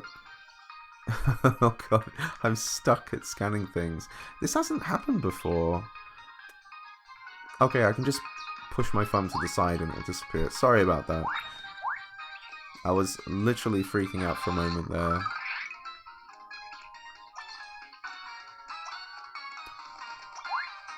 I reckon I could probably get this game running a little bit better, but this video is already quite long and I don't want to push it too much. You know what? Actually, I just realized the best thing I could do, and that's literally to put it at 1x. That will give us a bit more frames. I should have made a save state where I was, to be honest, but... so I can push that to the side. Good to know. Sideways toggle on. I love MMJR, man. I just find it a lot nicer to use than the other forks.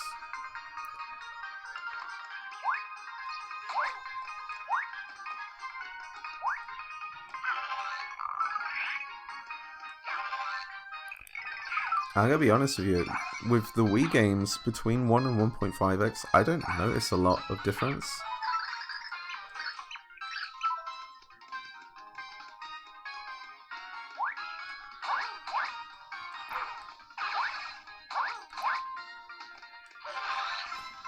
It was running kind of slow there. Like down to 30 frames.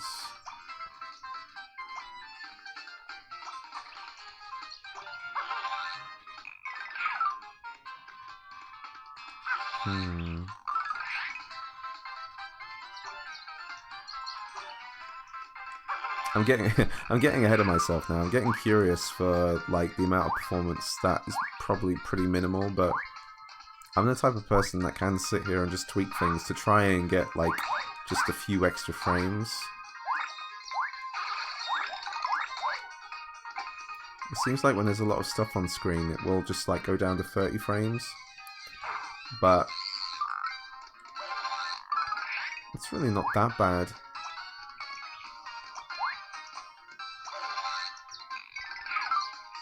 I thought changing to 1x would help a lot, but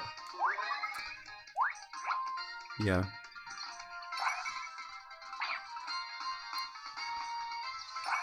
It's still running really well, so we'll leave it at that. That's Super Paper Mario. Smash Brothers. This is one where admittedly I wish I tested it a lot more. We're using OpenGL. Actually, let me double check this. Nah, it's unsynchronous. 1.5x. You know, I'm going to change that to 1x because there are some stages that get pretty crazy. So yeah, I wish I tested this one out a little bit more, but it was running pretty decently. So everything is on and 35% clock speed. I did make a save state. Is it going to load? Or did I break it?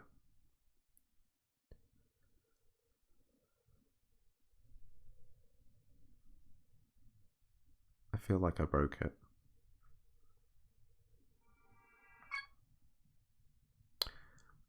Never mind. People like going to this timestamp are going to be like, what the hell? Get to the gameplay.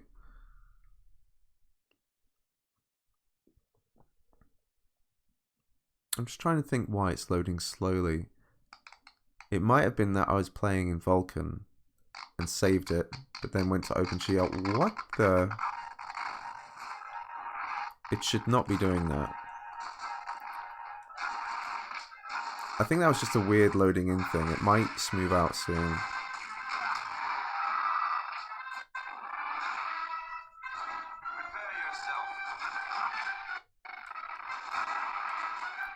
Yeah, I was going through the arcade mode, or whatever you want to call it, Smash mode, and I thought this level would be a good test.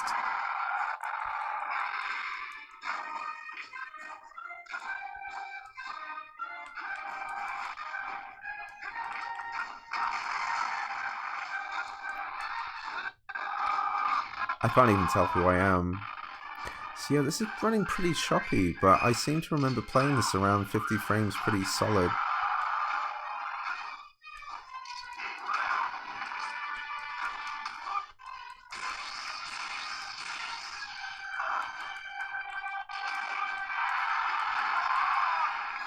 Man, he absolutely trashed me.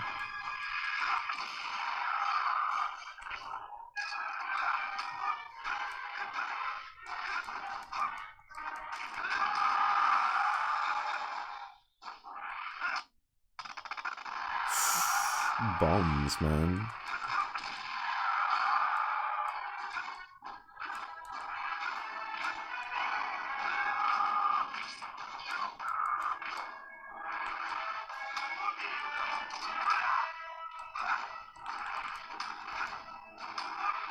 It's so zoomed out that I can't tell if I'm actually doing the move I think I'm doing. I'm trying to get like a directional smash attacks going on.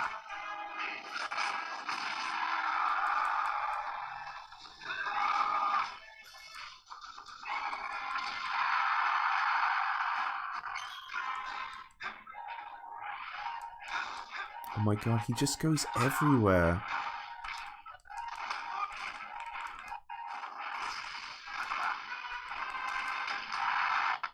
There we go. That level was bothering me because I feel like I played that around 50 frames quite smooth. So I wanted to like move to another level. Wow. Maybe I need to switch back to Vulcan.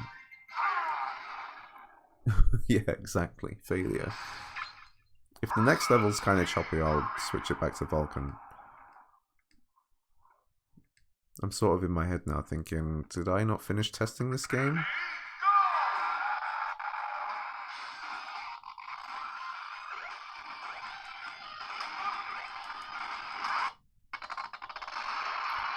Okay, I'm going to make a second save state, and then I'm going to back out. And we'll have a look at Vulcan. Because I just can't remember if this is one of those games where I was like, where I couldn't decide between the two, and then how to tweak the game going from there. Because like starting with your back end is basically your baseline.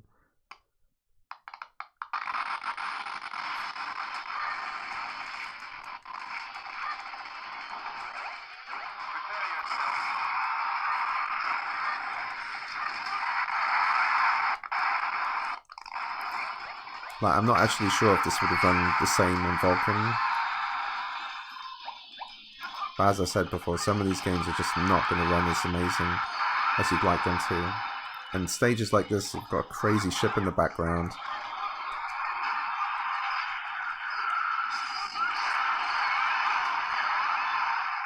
Oh man, that was quick.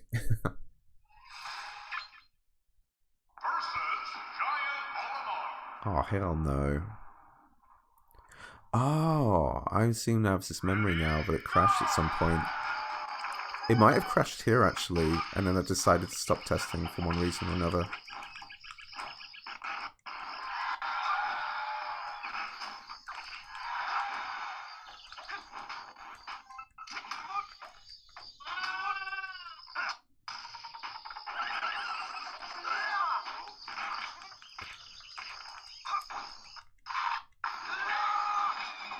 Oh, I won.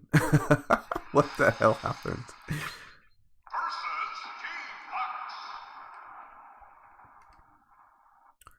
Yeah, let's do this level and then leave it at that.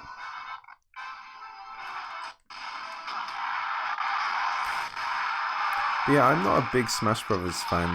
Well, I liked Melee a lot, and the new Switch version I thought was really cool. I don't know if it was like people's like consensus that Brawl wasn't that good. I know there were a lot of like proper Melee players that were frustrated by a lot of things in Brawl. And I know there's like a modded version of this game, like Project M or something, where they like added additional characters and changed things around.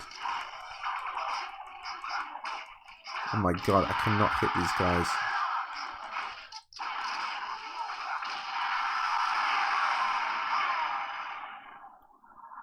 Yeah, they toasted me pretty bad. Alright, I'm going to leave that one as it is. I'm going to say that one's like sort of, but not like massively playable. I wouldn't sink a lot of time into it. The next game we're going to have a look at is Tatsunoko versus Capcom. This is one I've never played much of. We're using Vulcan. Whoops.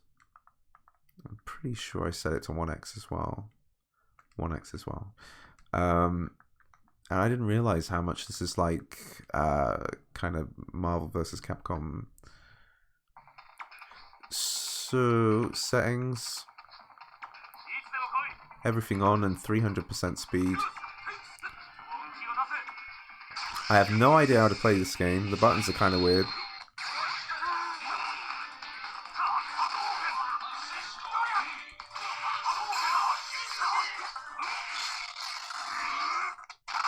And it runs pretty smooth, but it's choppy here and there.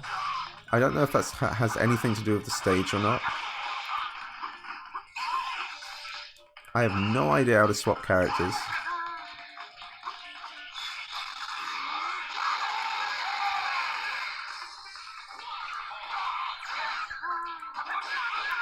I'm pretty sure Ryu has his donkey punch in this game, but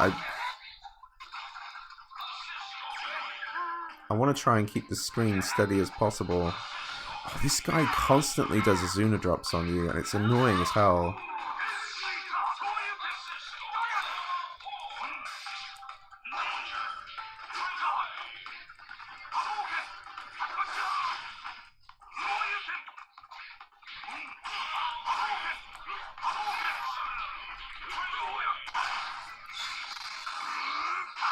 It felt like it just got really fast there for a second. I thought I pressed some weird speed up, but it doesn't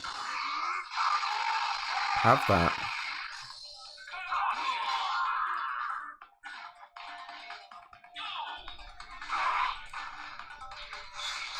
I'm trying to do the uppercut special. I won't get to do it now. And I had no idea how to use this girl, but she was kind of hot, so I was like, yeah, okay, I'll use her. So I have another save state where I played as some other characters on a different stage. Oh, this song is banging.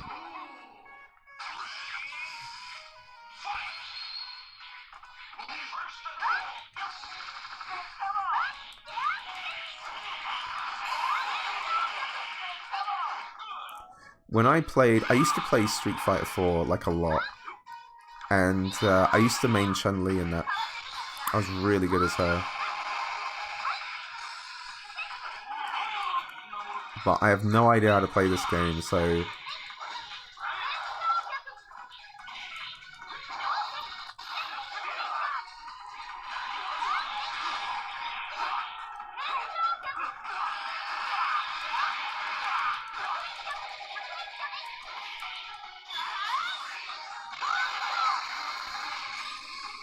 Is there a way I can do a spinning bird kick special? No, I don't know how I do that. Like in Super Street Fighter 4, with Guile, for example, you could do a charge back, then forward, back, forward, and special. But I don't think that's how it would work in this.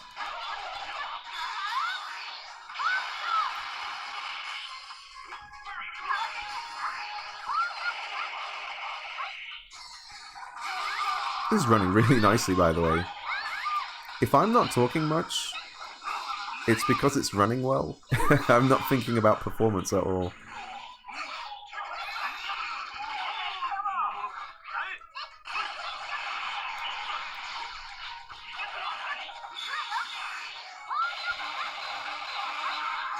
And this game's pretty fun. Jesus, these guys are getting wrecked. Now I am. Oh, I wanted to get a spinning bird kick off.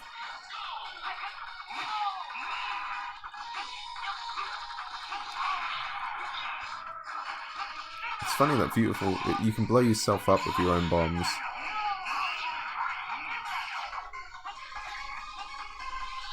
I don't know how to do his specials. Here we go. There's one. Look at him go. That was sick, actually. That was really fun. Last story I've tested today. Now, this is... At times, it will run well, but when it gets busy, I don't think there's anything you can do. So I've got Vulkan on. I think I set it to asynchronous out of curiosity. Definitely at 1x. And I was umming and ahhing between Vulkan and OpenGL. It does seem like Vulkan is a bit better. So that's what we're sticking with. And I've got a save state where I got to the first boss, and it's like a pretty crazy section, so you're going to see that for a moment.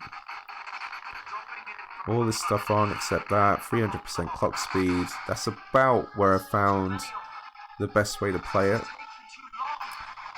But there's a lot of times with this boss where it's just like dipping down to 20 frames.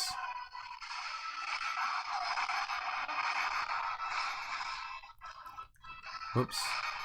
I've forgotten how to play this already.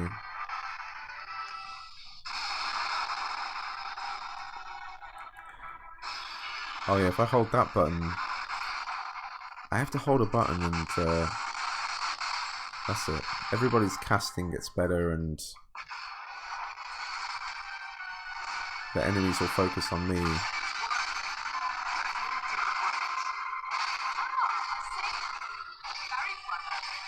But yeah, got this giant boss doing this crazy stuff, enemies around. When you get away from it, it runs quite well at 30 frames.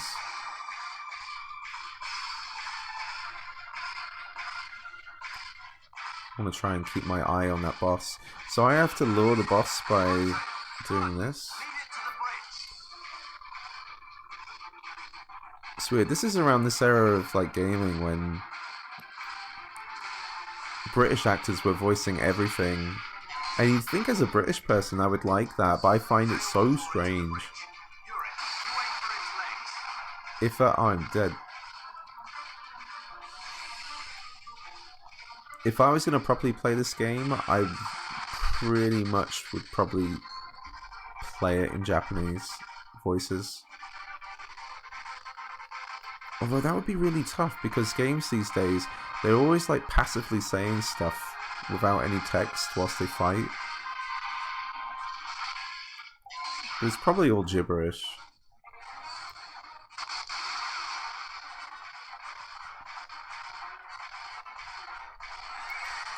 He's coming. I haven't actually done this bit. I just kept testing around this boss.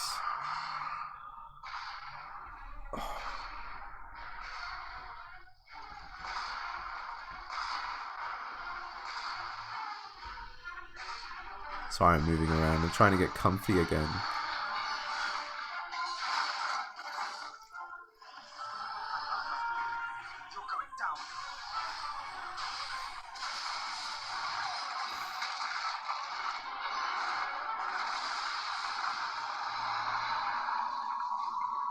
He did indeed go down, and a nice frame rate as well, although it's in slow motion.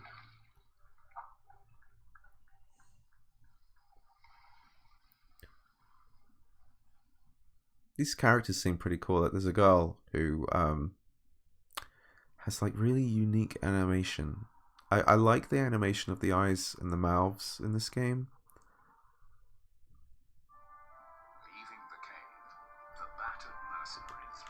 Skip? No? Yeah? We skip. What the hell is this? Oh, that's so weird. It's like the game has its own fast forward.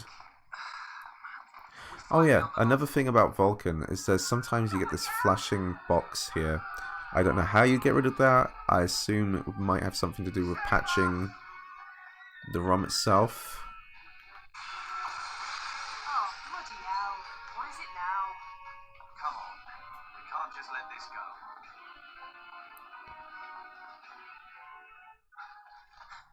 But I was hoping that boss and the slowdowns that happened are moments that would be few and far between. Can I skip that? Skipping cutscenes in this game is weird. It's like in-game frame skip.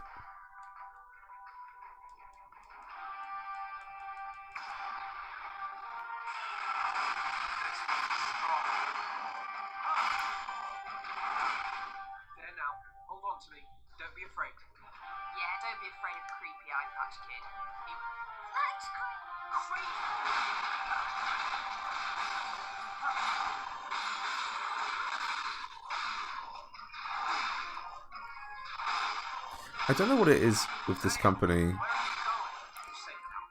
but they just do not want to give you an attack button.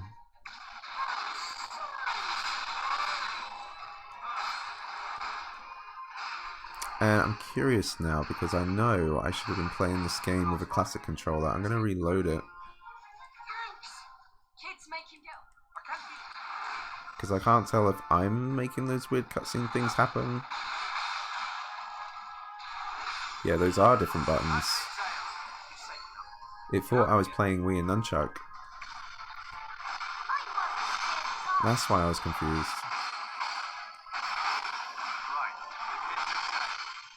But yeah, this is about the best I could get this game to run. I'd gladly like to hear differently if it can run any better.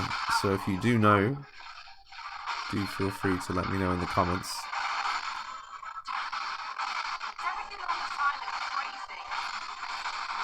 Yeah, that's why I kept trying to move the camera. It's like, why is the camera not working? It's because I'm not on classic controller. But yeah, we're just beating up this random mystical lion. I think that's really all I need to show of this game for now, so we're going to dive out of that one. Xenoblade Chronicles. Now, I got this one running quite well, which surprised me. So, we're in Vulcan. We are 1x, I assume. And I think I have a couple of save states. We're going to have a look at a couple of these save states. So this is like the starting area where like you're fighting a bunch of monsters. And that's always a great place to do some testing. So you're like, yeah, it's going to slow down here. So those are my settings at 175% clock speed.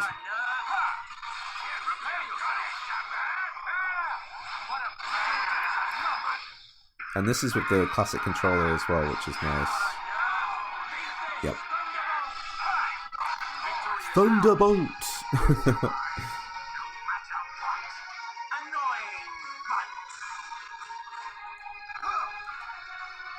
Huh?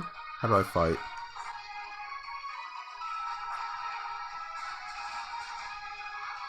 Why has he put his sword away?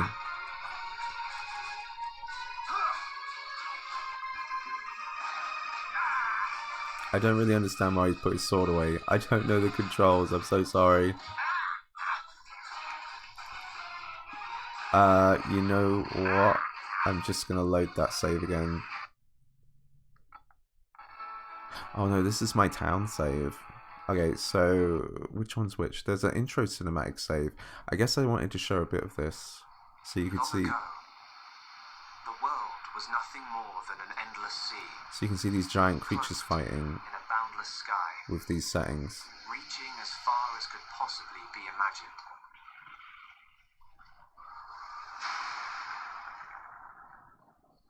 Then two great titans came into existence.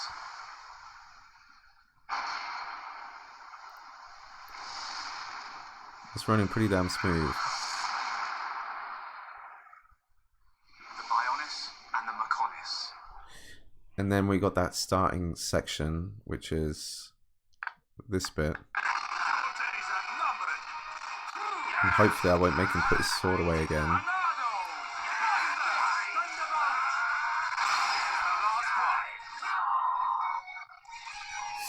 Bit of slowdown there.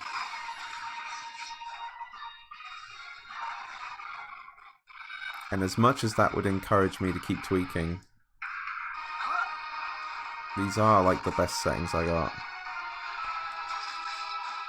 Oh, okay, I was supposed to like lock onto one of them.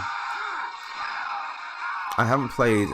Well, to tell you the truth, I did have Xenoblade Chronicles 2 on the Switch, and I was kind of looking forward to it. I'd never played a Xenoblade, and I thought, this looks kind of really good, I can't wait for this. And I just didn't enjoy the battle system, because I'm doing nothing. It's literally like MMO stuff. Just pressing buttons after cooldowns. It's just not my thing. And then I was about 10 hours into the game, and I remember doing the side quest, and they were like, "Oh, can you help me find my apprentice or my son?" And he's like, he's gone out looking for flowers or something, and he's not come back.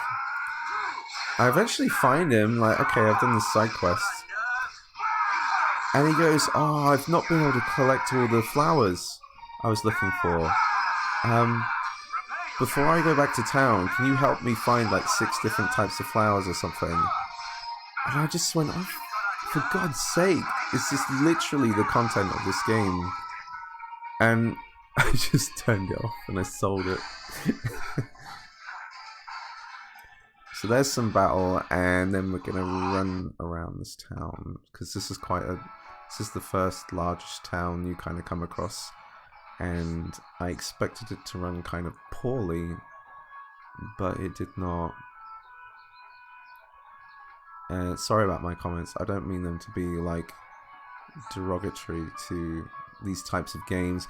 I just do not mesh well with MMOs and fetch quests or pointless side content. It really bugs me. So I have some friends that tried to get me into Final Fantasy XIV, but I did not want to pay the extra money to skip like the first how many hours of the game. And unfortunately, a lot of the start of Final Fantasy XIV is just fetch quests. It's so annoying. And they're like, we promise the game gets a lot better. I'm sure it does. But I wasn't going to pay to like skip a bunch of content and then miss out on story and like, you know, it just seemed weird to me. It's an era of gaming I don't truly understand. I loved Phantasy Star Online. That was about it. Yeah, this is running cool, man. To be honest with you, I think I might like this more than Xenoblade Chronicles 2.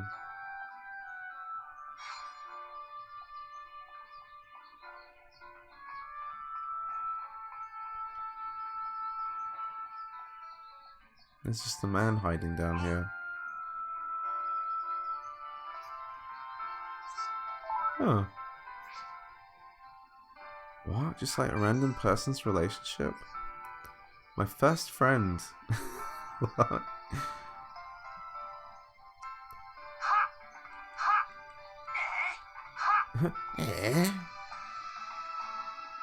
I just wanted to run around and get a good scope of this town.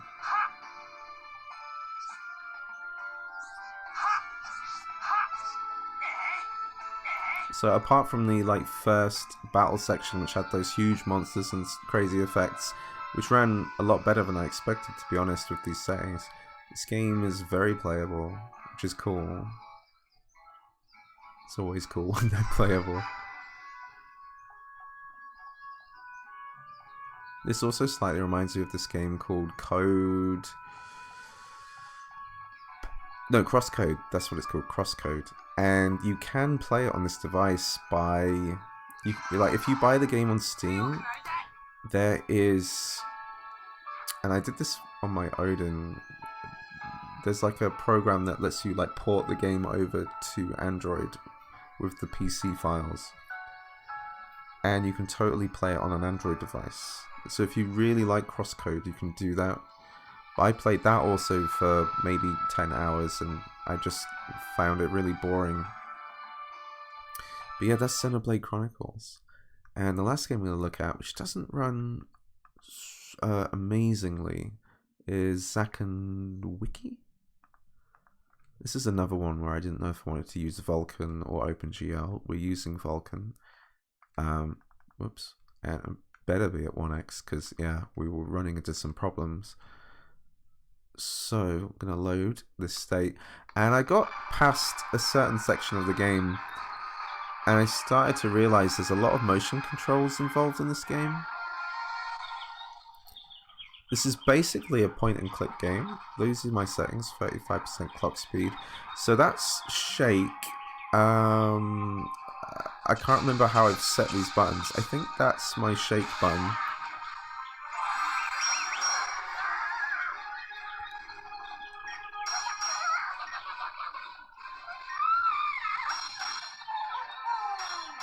And I got to this point and the game wasn't running very well, so I was trying to optimize it here.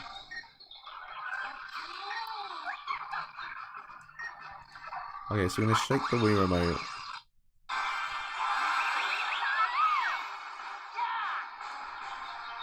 But I really like the colors and the design of this game.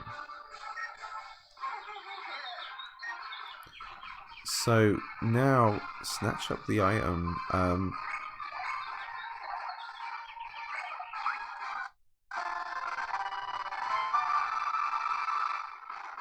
But yeah, I apologize. This is about as good as I got this game running. So if I... Oh, I can examine these weapons. But I've forgotten how. This is a game I've never played either.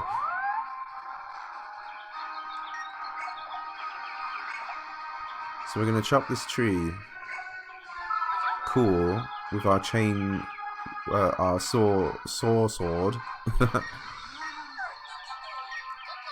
what's gonna be the motion for this? So I'm gonna be back at... No. What? That's amazing. Okay, put this on the D-pad. So back down, back down, back down. This is how I set it up on Metroid Prime.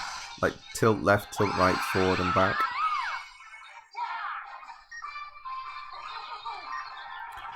Okay, how do I do that?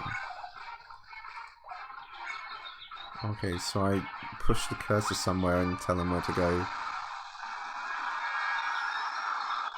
We made it. We didn't get crushed by that falling wreckage. I'm also hoping a moment like that is just another one-off. The game was running pretty smooth up until that point. And as I've said, I keep trying to get up to a point and make a save state where I can test the game properly and try and get the most optimum settings. Are they just sitting there eating candy? Let's go get this treasure chest. We've earned it.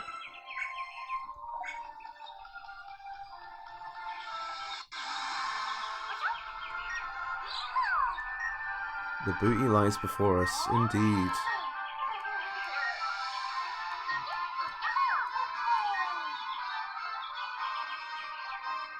Expel the spirit above the treasure chest. Do I need to tap him?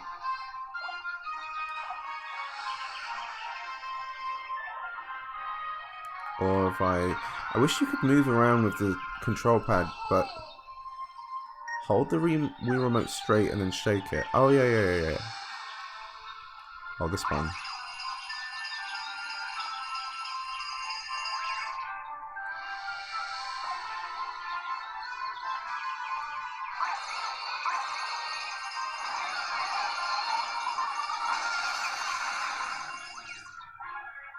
Yeah.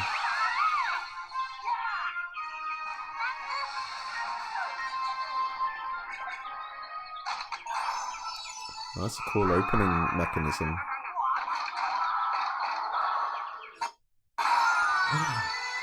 A gold skull. Oh, it talks.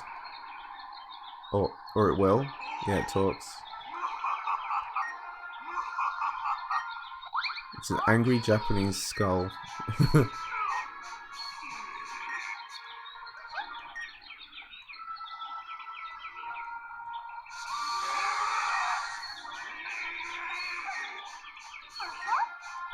we skip this? No.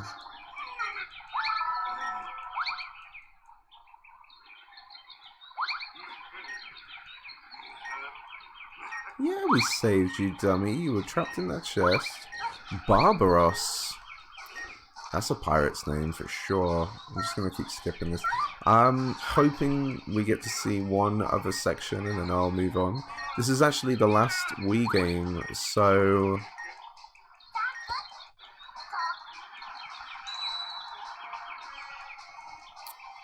I'm debating to myself whether I end the video now or just show off different WiiWare titles. There's not a lot of them, but I'm just thinking to myself, I don't think people would be interested in a separate WiiWare video.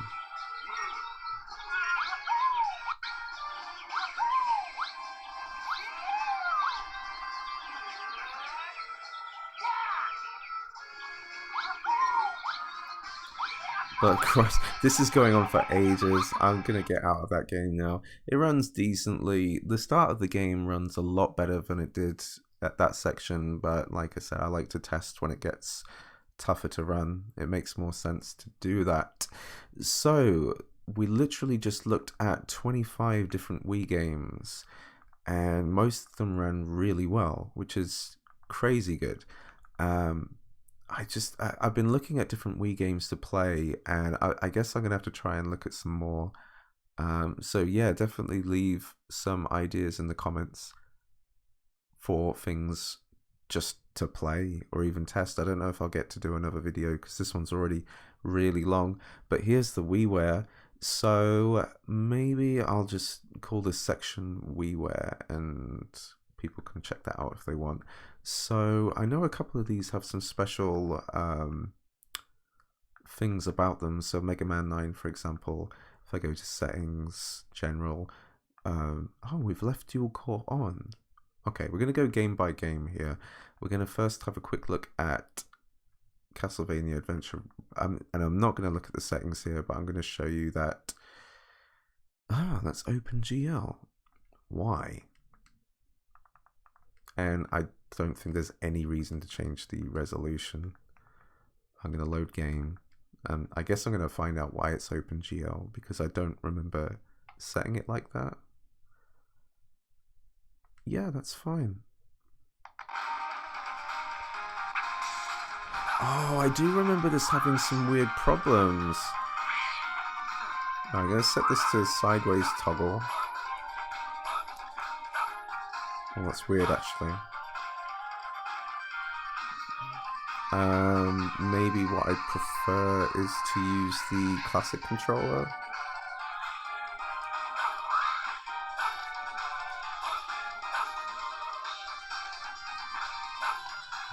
The buttons are weird, but it's fine. I'll just play like this.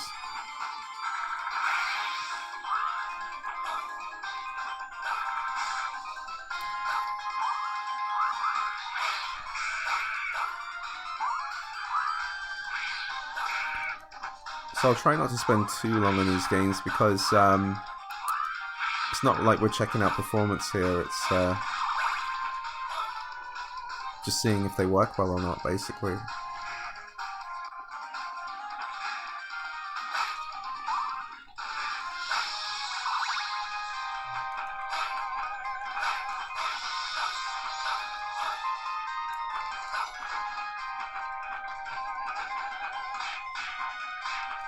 That was a good cross.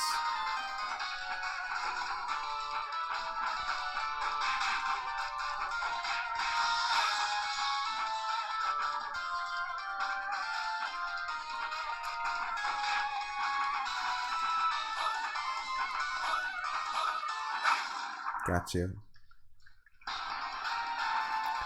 So WiiWare games are pretty simple. Really, I do remember testing this. And maybe it was on OpenGL when I had problems with it, but we really shouldn't have problems playing these games. But yeah, that's all I'm going to test of that one. We have Cave Story. At this point, I might... I've been doing it. Vulcan. It's going to be 1.5x because I've not changed these.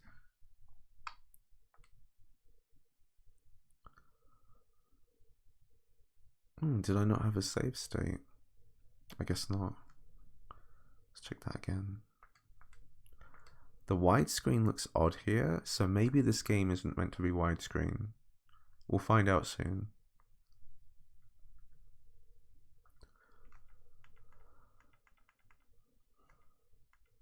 I did a Google search on like what is the best...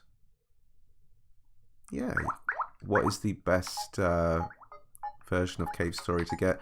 I think the WiiWare version is actually a pretty decent one. Oh, I need to set it to sideways. It's going all over the place.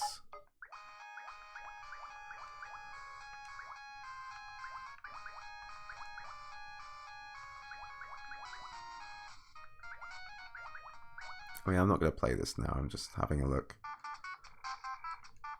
Can we skip anything here? So I've never actually played Cave Story. Always heard good things about it.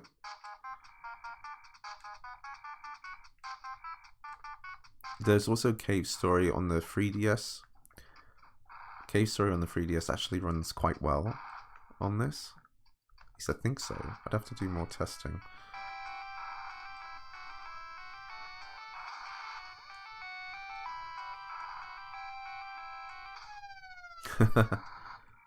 You have died.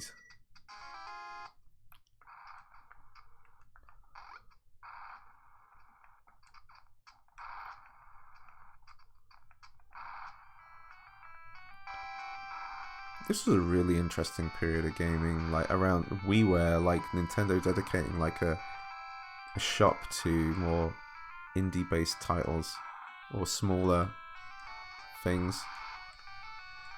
I don't think I can jump up there, but I really like that idea.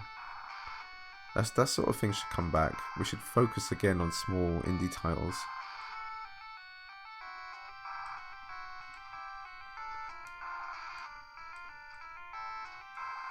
Yeah, I don't know what to do, and just having a quick brief look at these games, I guess. So that's Cave Story. That lighting was weird. La Mulana. I haven't tested this, so I shouldn't think there'd be a save. But the good thing about these ones is they all sort of get you in the game quite quickly. Okay.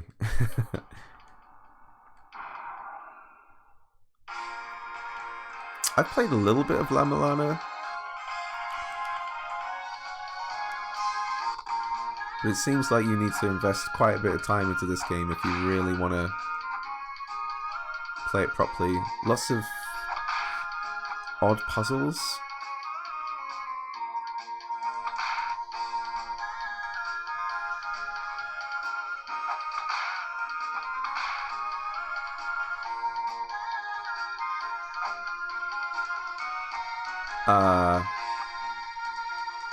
Why did it just slow down like that? The speed seems to be fine.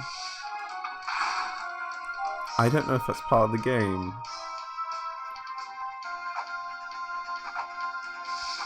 No, that cannot be right. So let's change the back end. No more Wii games. It's kind of sad, actually. I did really enjoy testing them. No, it's really slow for some reason.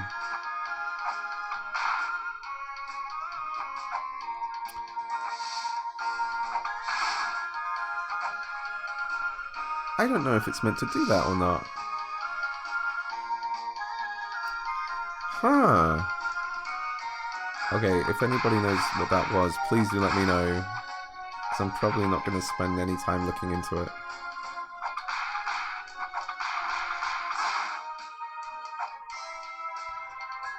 Yeah, that's been La Mulana, and this is a dead adventure, I think. No, he survived.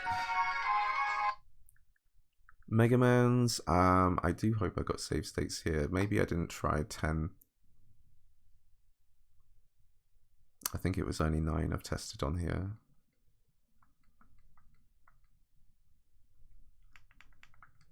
Inti creates, dude. Can't be asked to put in Road Tacker, I'm just going to put my name in.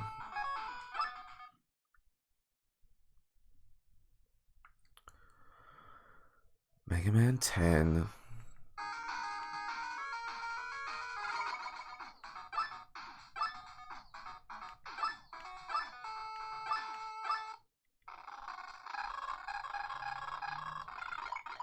That doesn't sound right. And I'm betting it's something to do with dual core, because I've tested this once before on the Odin and dual core was... Oh no, it's off! So maybe on this device, dual core actually makes these games run better. Yeah. Strange. On the Odin you had to turn dual core off.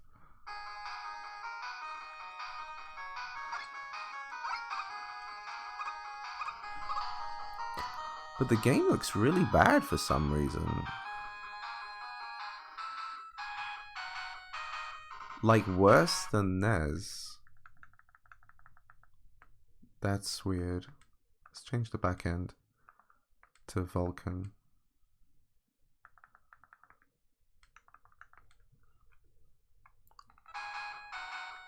And now we've got like all these crazy scan lines. Okay, it's not like I'm gonna play these games, but I'd have to figure that out.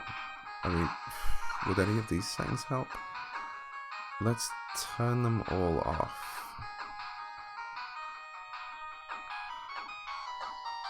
And now they actually run a little poorly.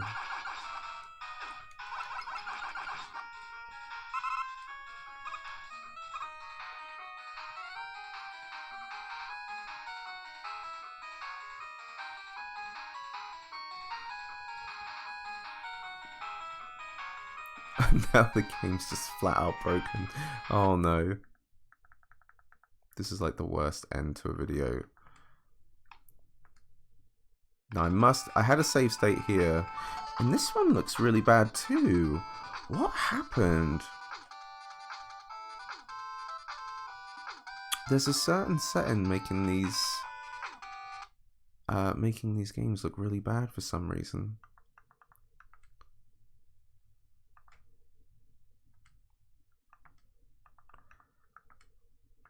Maybe I was right. Maybe I should have made a separate video for these games.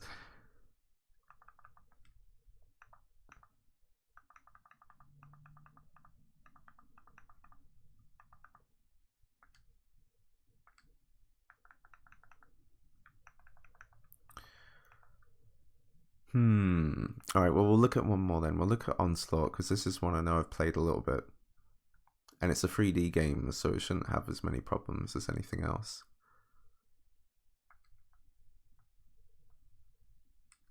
Do I not have a save state for this?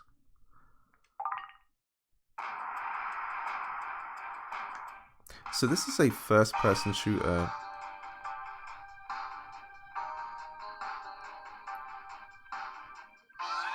And Levin Gattis, that's a weird name. Where am I from? I'm from the UK, mate. And I don't know how well I'm going to be able to play this because there's a lot of motion controls to this game. First of all, there's the aiming.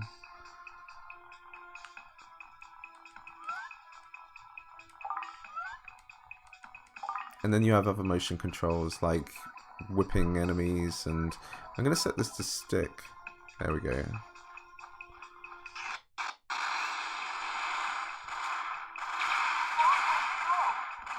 And I can change my weapons around to like shotgun or submachine gun.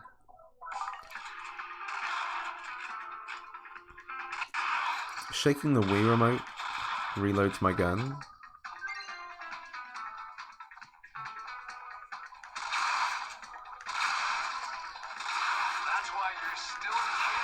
That's why you're still a kid. Me and my brother would say that to each other just randomly. And no one would know why. It makes no sense.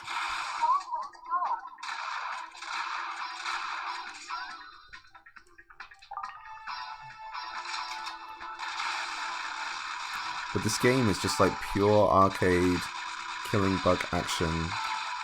And it was a pretty fun game for WiiWare at the time.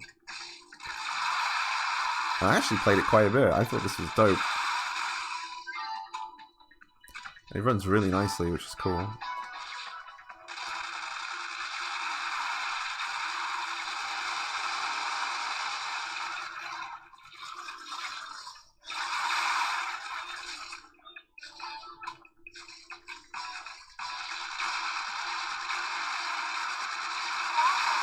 Yeah, I apologize that the WiiWare section of this video is actually definitely needed more testing. Yeah, I should have ended the video after testing all the Wii games, but that's pretty much what everyone's here for, so that's cool. I was supposed to throw that grenade and it just blew up in my hand. I'd have to set the controls properly to play this game. Otherwise I'll just kill myself. Anyway, that was Onslaught. Alright, so doing WiiWare games was a bad idea, but we've literally just tested 25 Wii games, and that was a lot of fun. A lot of them played quite well. Certain games like Metroid are hard to play, and that's kind of like up to you if you think you can do that. Some games like Smash Brothers were a bit hit and miss, but mostly playable. Last Story has some slowdown, but Mario Galaxy, you have to keep swapping the settings to use the remotes. But apart from that, and Little King's Story was slower than it should be, which is a shame. Apart from that, everything else ran pretty decently. And that is the end of my Wii video. So, if you made it all the way, thank you very much for watching. Wouldn't blame anyone to just look at certain games.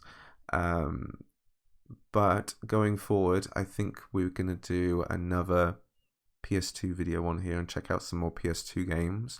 We're also going to have a look at 3DS, I think. I think it's worth checking out some 3DS games on here. The only downside to the 3DS is there's not really any settings to tweak, which is a shame. So games are either going to run or they're not.